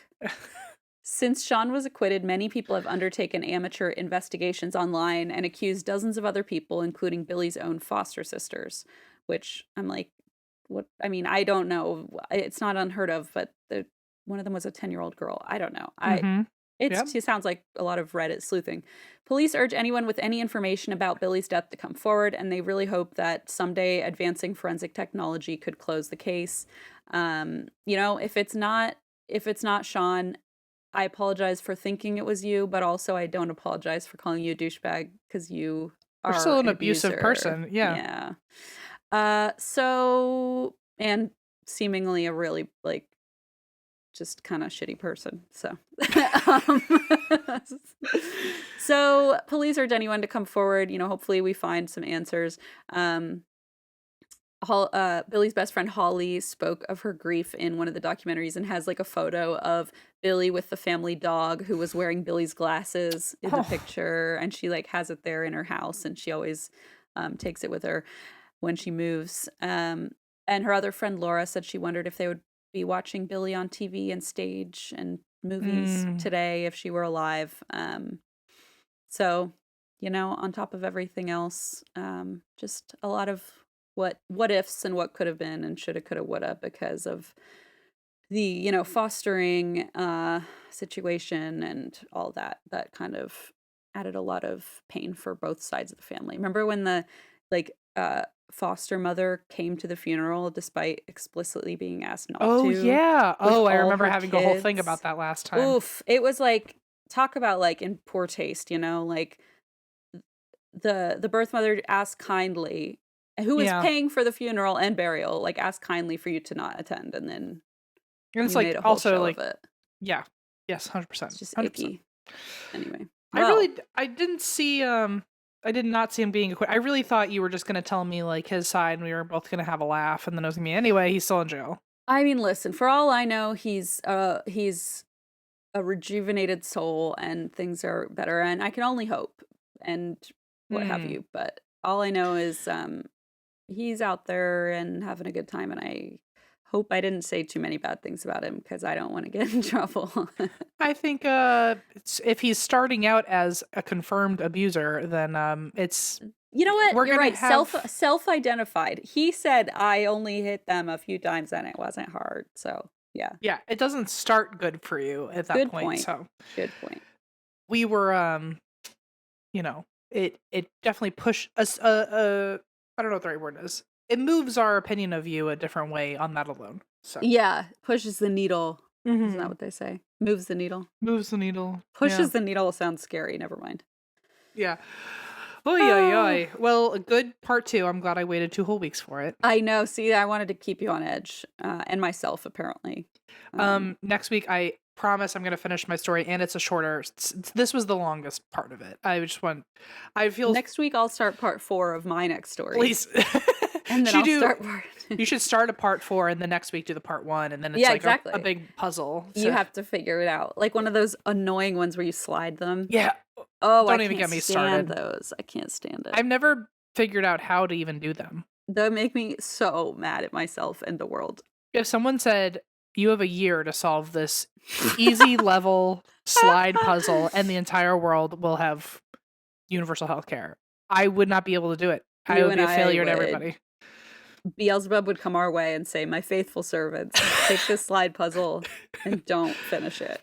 A slide puzzle is to me, a slide puzzle and a Rubik's Cube are the exact same level of difficult. And they're And both they're both Satan's work. Yes, yeah. Yes, they're both the work of the devil. 100%. Yeah. Okay, well, if you would like to hear us keep yapping, you can do that at Yappy Hour. If you go find us, what's this website? Is it patreon.com/ATWWD podcast? Yes. Cool. Yeah, if you want to hear more of this. I'll talk about when I went to Cracker Barrel the other day. Oh, great. A Kentucky Cracker Barrel. I am sure It was actually, everything. excuse me, it was an Indiana Cracker Barrel. Oh, well, Yeah. I'm sure all you have to say is wholesome things. Yeah, it was. So we'll go chat about that, and until then, come see us on tour. We've got 13 more shows, but I guess when this comes out, we'll have like 11, gosh. 10 more shows. Yeah, something like that. And yeah, we'll see you over there. And That's why we drink?